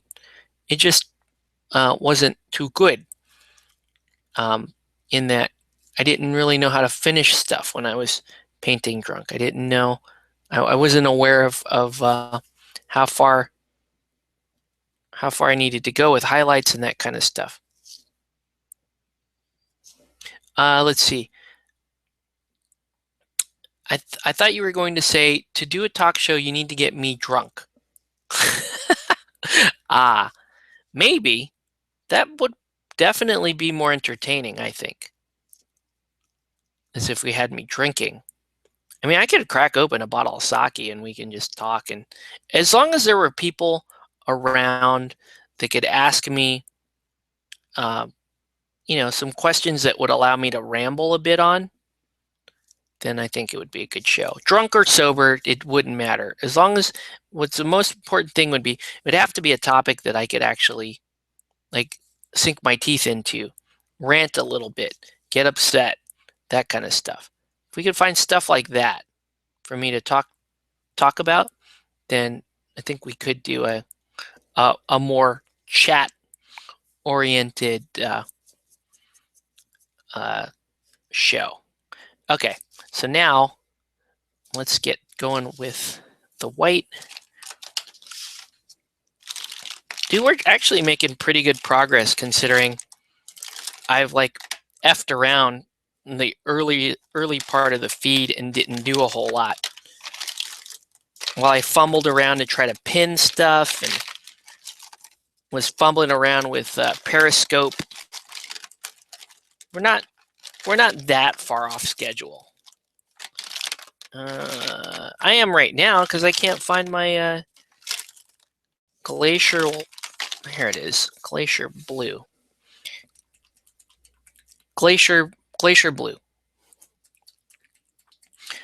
Peanut. It's neither a pea nor a nut. Discuss. Drunk painting competition. We could do that. We could totally do that. I would have to have you guys all on the Hangout so that the camera's flipping around while everyone's laughing. And it would probably be the most incoherent mess ever from a viewer standpoint. But that wouldn't be the point. If you're going to do something like that, the point isn't the people watching. The point is the people in the stream that are all laughing at each other, because I assume that's what we would be doing. Do you think we are eventually reaching a point where there are too many choices in miniature gaming right now? I think we're almost at that point. We talk about saturation, market saturation, and that's been something that we discussed that comes up and has been in discussion for at least 3 or 4 years now. Like, can you imagine that 3 years ago? We thought that there were too many miniature games out in the market, and that was before there was there was really GW, Privateer, and then there really wasn't much else out there.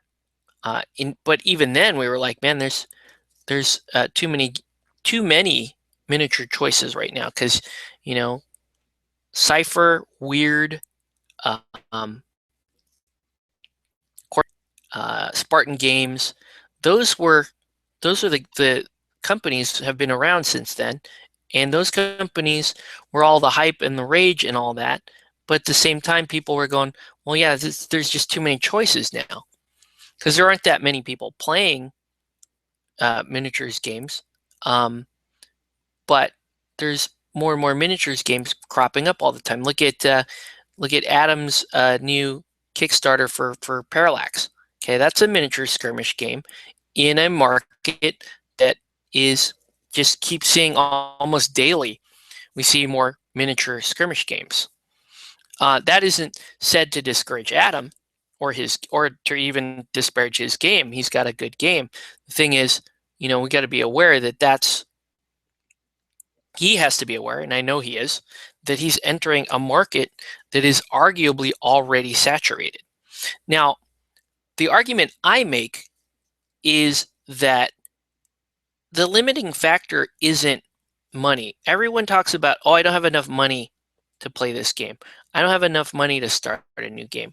That's kind of bull, because most miniature gamers, or most gamers in general, if they like something enough, they're going to pay for it. If they're excited enough about something, they're not going to say, oh, I don't have the money to buy that. They're going to figure out how to round up the funds to do something like that, and then just do it, right?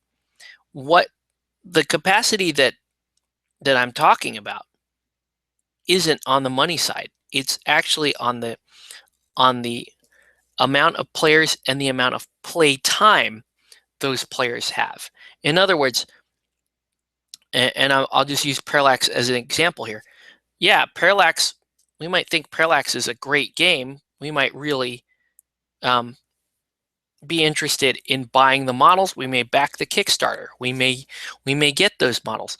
But those models, and everyone here I know is guilty of it because we're miniature gamers, those models may end up just sitting there. They may end up just gathering dust in our spare room or in our closet or wherever.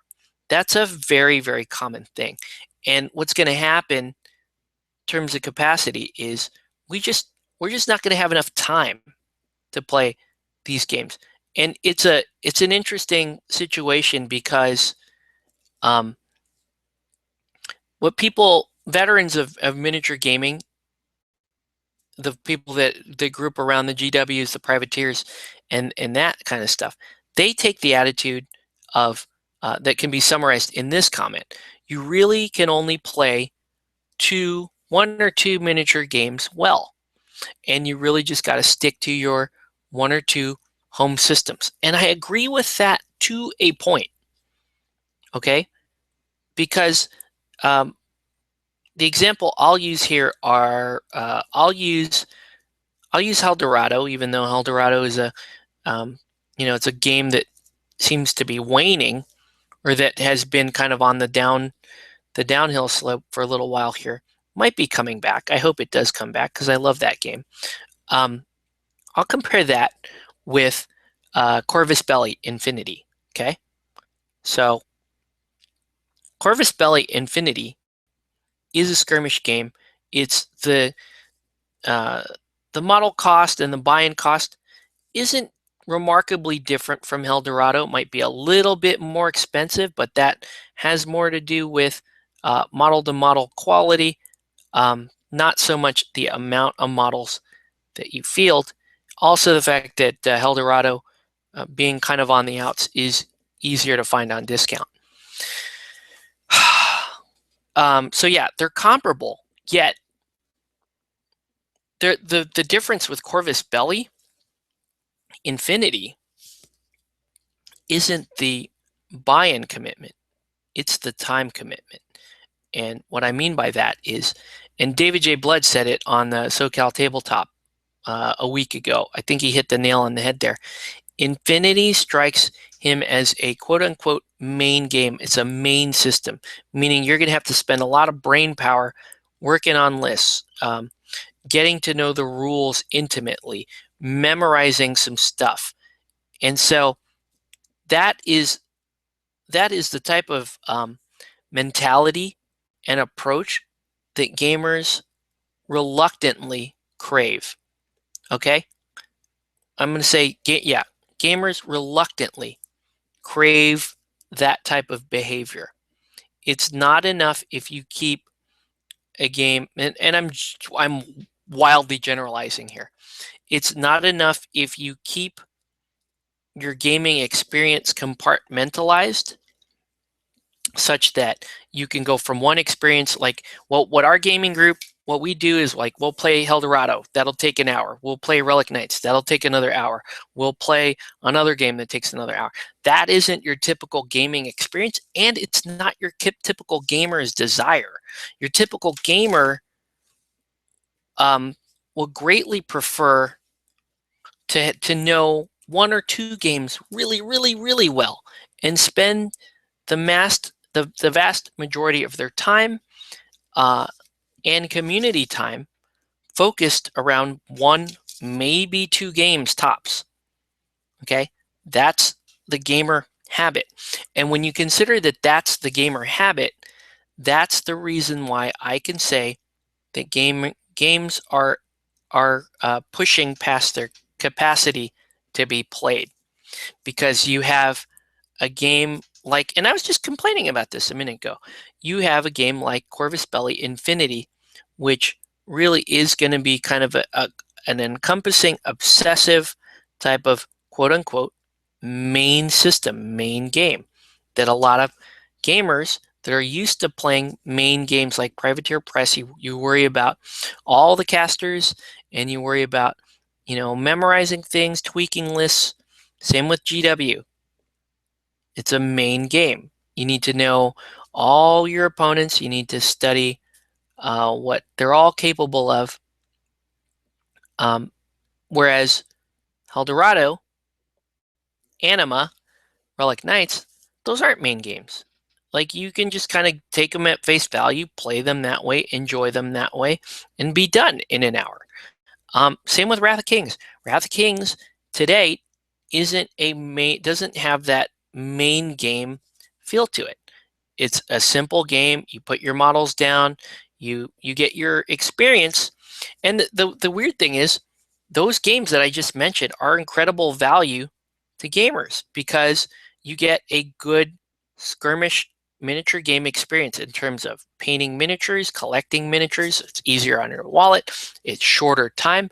By all accounts, we should be screaming for more games like that, and we are. But subconsciously, we also really like this whole idea of, I'm going to obsess over this one game, and we're just gonna play it that way. Let's see. I just started my unfinished business series of videos. Exactly this reason. I love to collect at this point. I'm slowly getting back into regular gaming. I agree completely with the I agree. Complexity of a game determines whether or not it's a main game. Malifaux for me is a main game. Yes, it is. Warhammer Fantasy is a good side game because you keep it simple. However, the competitive Warhammer guys, that's not, they're going to make it a main game because it's such a big, expansive universe. There's a lot of miniatures to collect. There's a lot of time spent in tweaking lists, that kind of thing. I don't know. We'll see what Age of Sigmar does with Warhammer Fantasy.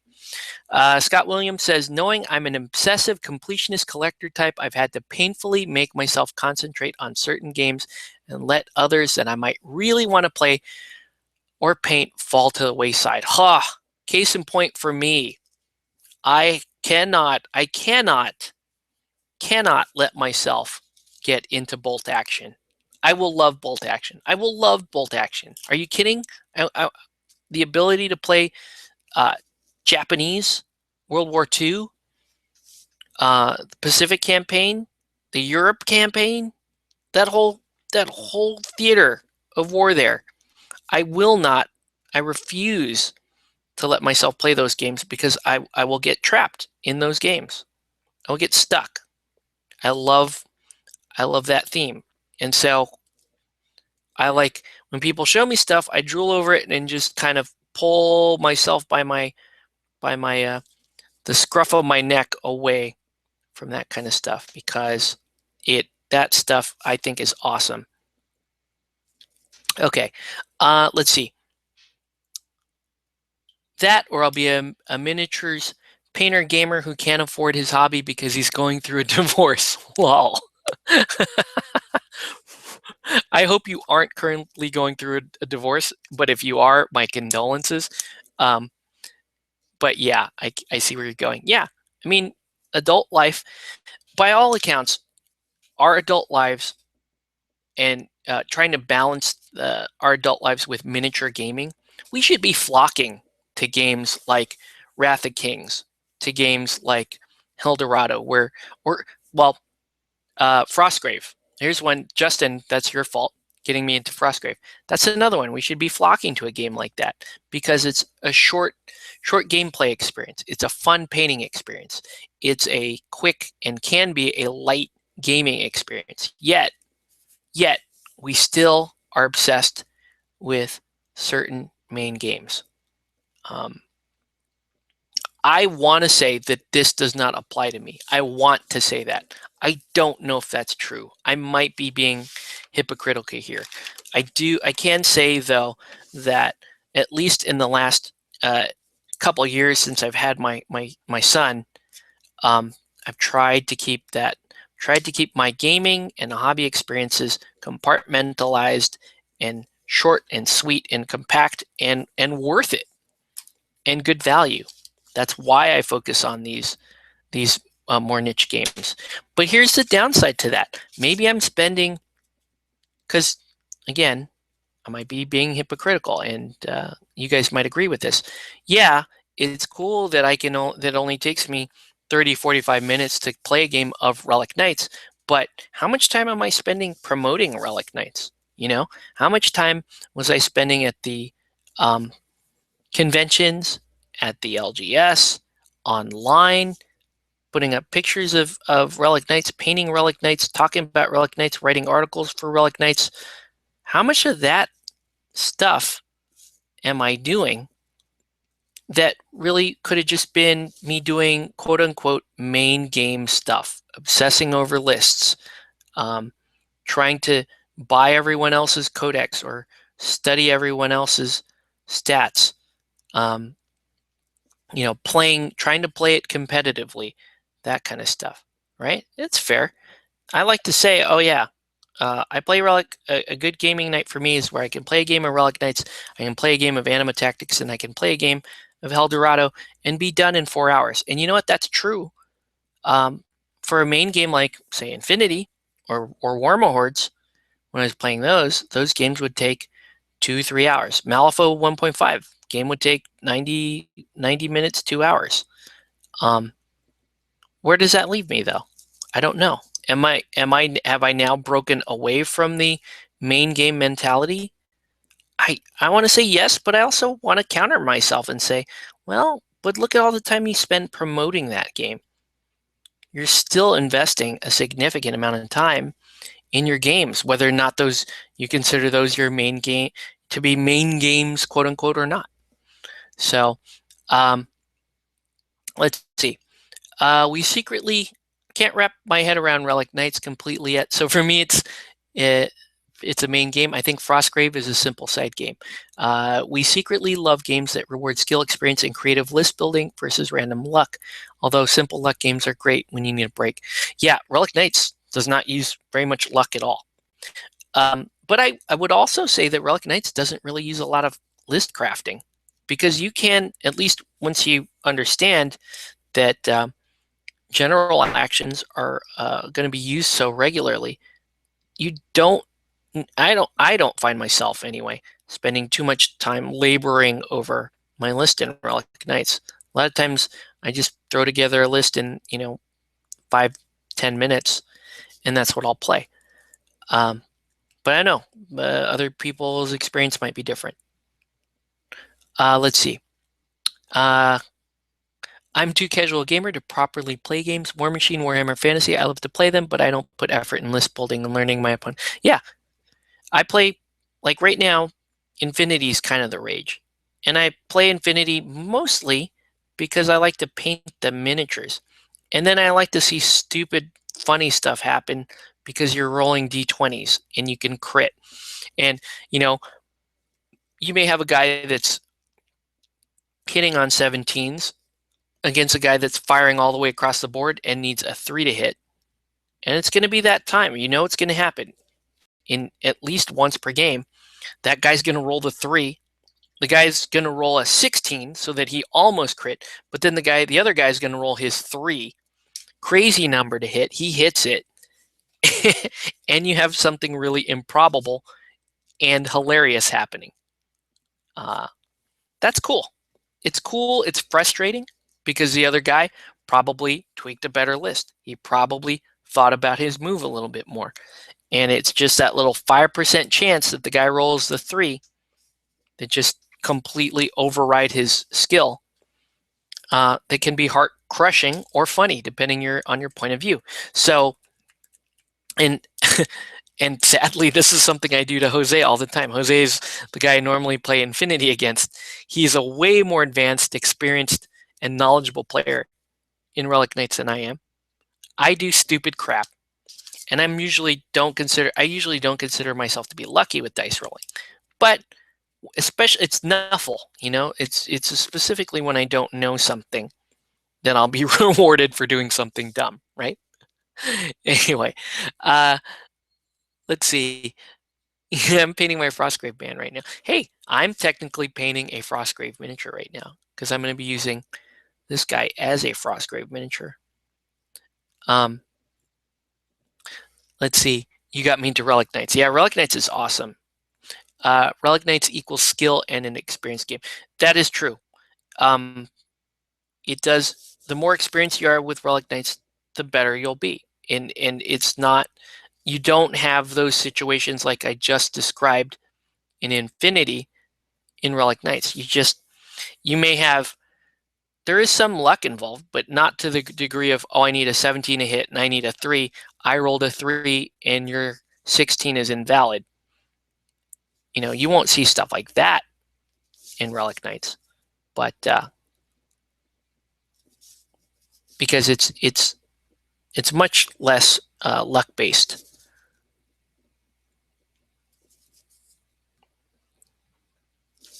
You think show's coming along, man? Show's pretty cool. Kind of digging the show. It's kind of looking awesome right now. Show them off. Show off the show. Need to put some white down, so let's do that. And then I'm going to put some white down, and then I'm going to throw a quick wash down, and I think we're pretty much done, though. I think we're at that point. This model is just about done.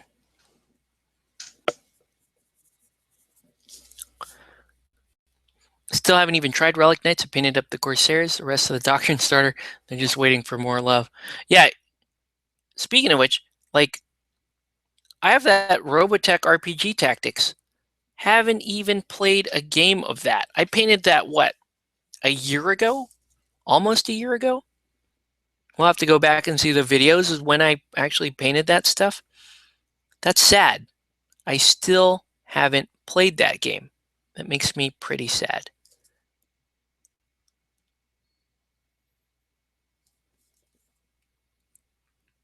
Okay, so now I'm highlighting the white. This is fun. Man, this model's cool. Really enjoying. I was so happy I found him the other day at Comic Quest. I was like, oh, that is an awesome miniature. Just so cool looking. I'm gonna do a quick little highlight too on the inside pants.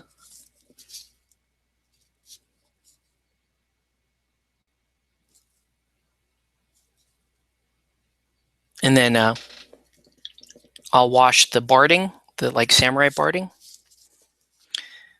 Okay, intermediate blue. Just do a quick beep. And then I'll use, I think I'll just highlight it with Azure to be nice and quick.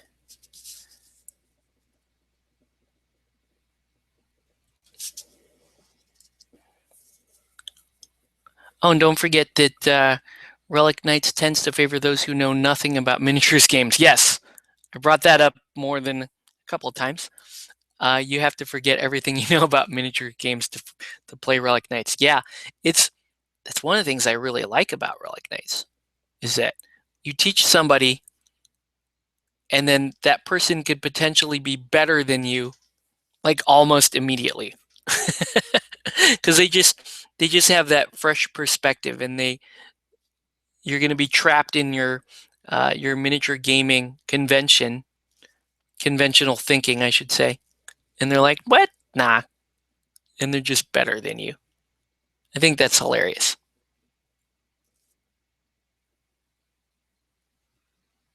Okay, a little bit of highlight there. It's looking pretty good, man. Looking pretty good.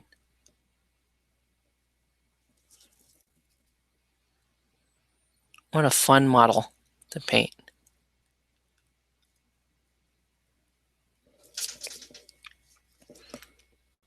All right, and oops. And then let's wash the,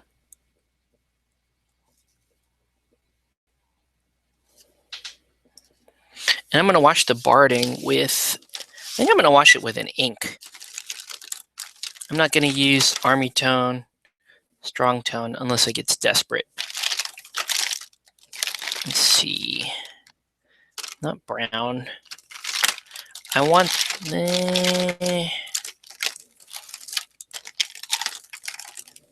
I want this Vallejo Sepia ink. It's actually a pretty intense color.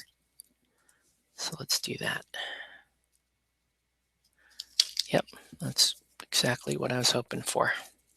Yeah, it's a pretty intense color. Just a touch of water to it. And let's add it. There we go.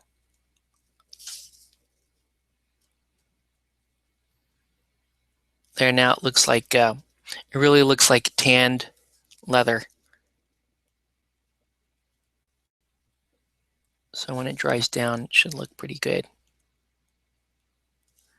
Problem is, it's going to take a little bit longer to dry than a standard wash, but I'm not that upset about it because we're just about done. I'm going to paint the black rim on this model,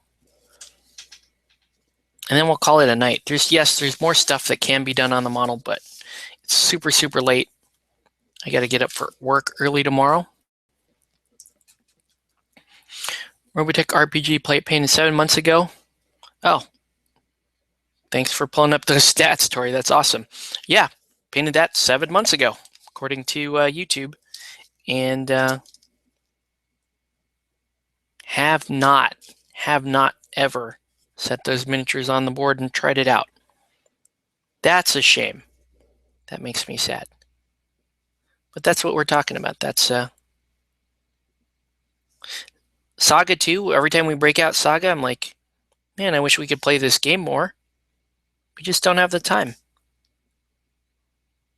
We're playing little filler games like Arena Rex, which I love, by the way. Arena Rex, perfect. There's another example. Not a main game. Super fun. Great multiplayer. Good filler game. But that game doesn't see much love because it's like, well, one, I think a lot of that, though, has to do with the retail cost of the miniatures. So anyway, it's 3 a.m. bedtime. Glad I could join again. Hopefully again soon. Good night, everyone. Good night, Justin. All right. So here we go.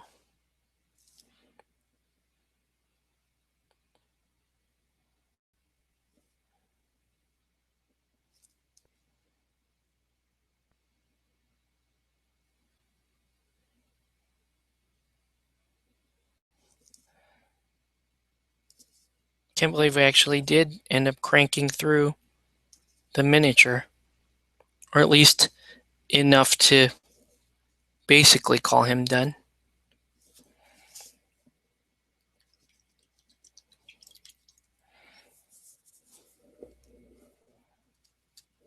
Yeah. I'm going to run this ink here along the cracks of the base. Just give it a kind of a darker looking base.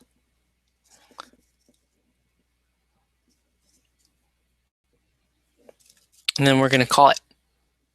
Okay.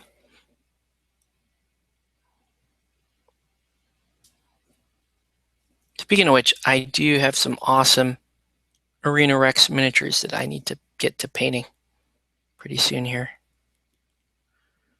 Because they didn't, in the Wave 2, they never did finish Kahota and Hiroka. And I had those as a part of my Kickstarter. So they just credited me with that. And I went ahead and bought Medusa, which is the new model. I was really looking forward to painting that. All right. So let's have a look here. Mr. Show. Really expressive face. I don't know if you're... There you go. And some of his face there. And just a cool model. A lot of fun. A lot of fun painting up this guy. I'm going to do a really quick highlight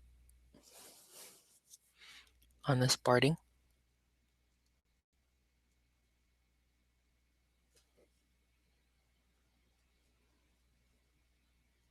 There we go.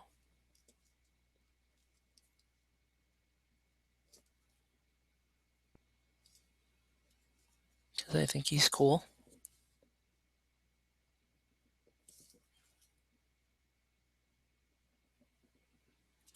Nice. All right. Nice work as always. Thank you, sir. So yeah, I guess I'll wait for him to fully dry, take some pictures and upload those at some point. But yeah, here's the model. Super had fun painting this guy. Could do more on him, but I'm pretty happy with where we're at tonight. So yeah, it's very late, friends. Thank you guys for sticking with me. Yeah, check me out on Periscope though, because I'm going to put some extra stuff on there and we'll see how that goes. I have no idea how they managed to do a translucent clothing look with plastics, but the concept pictures I saw of it looks amazing. I know I'm going to have to figure out how to do that. I may record the process just to see.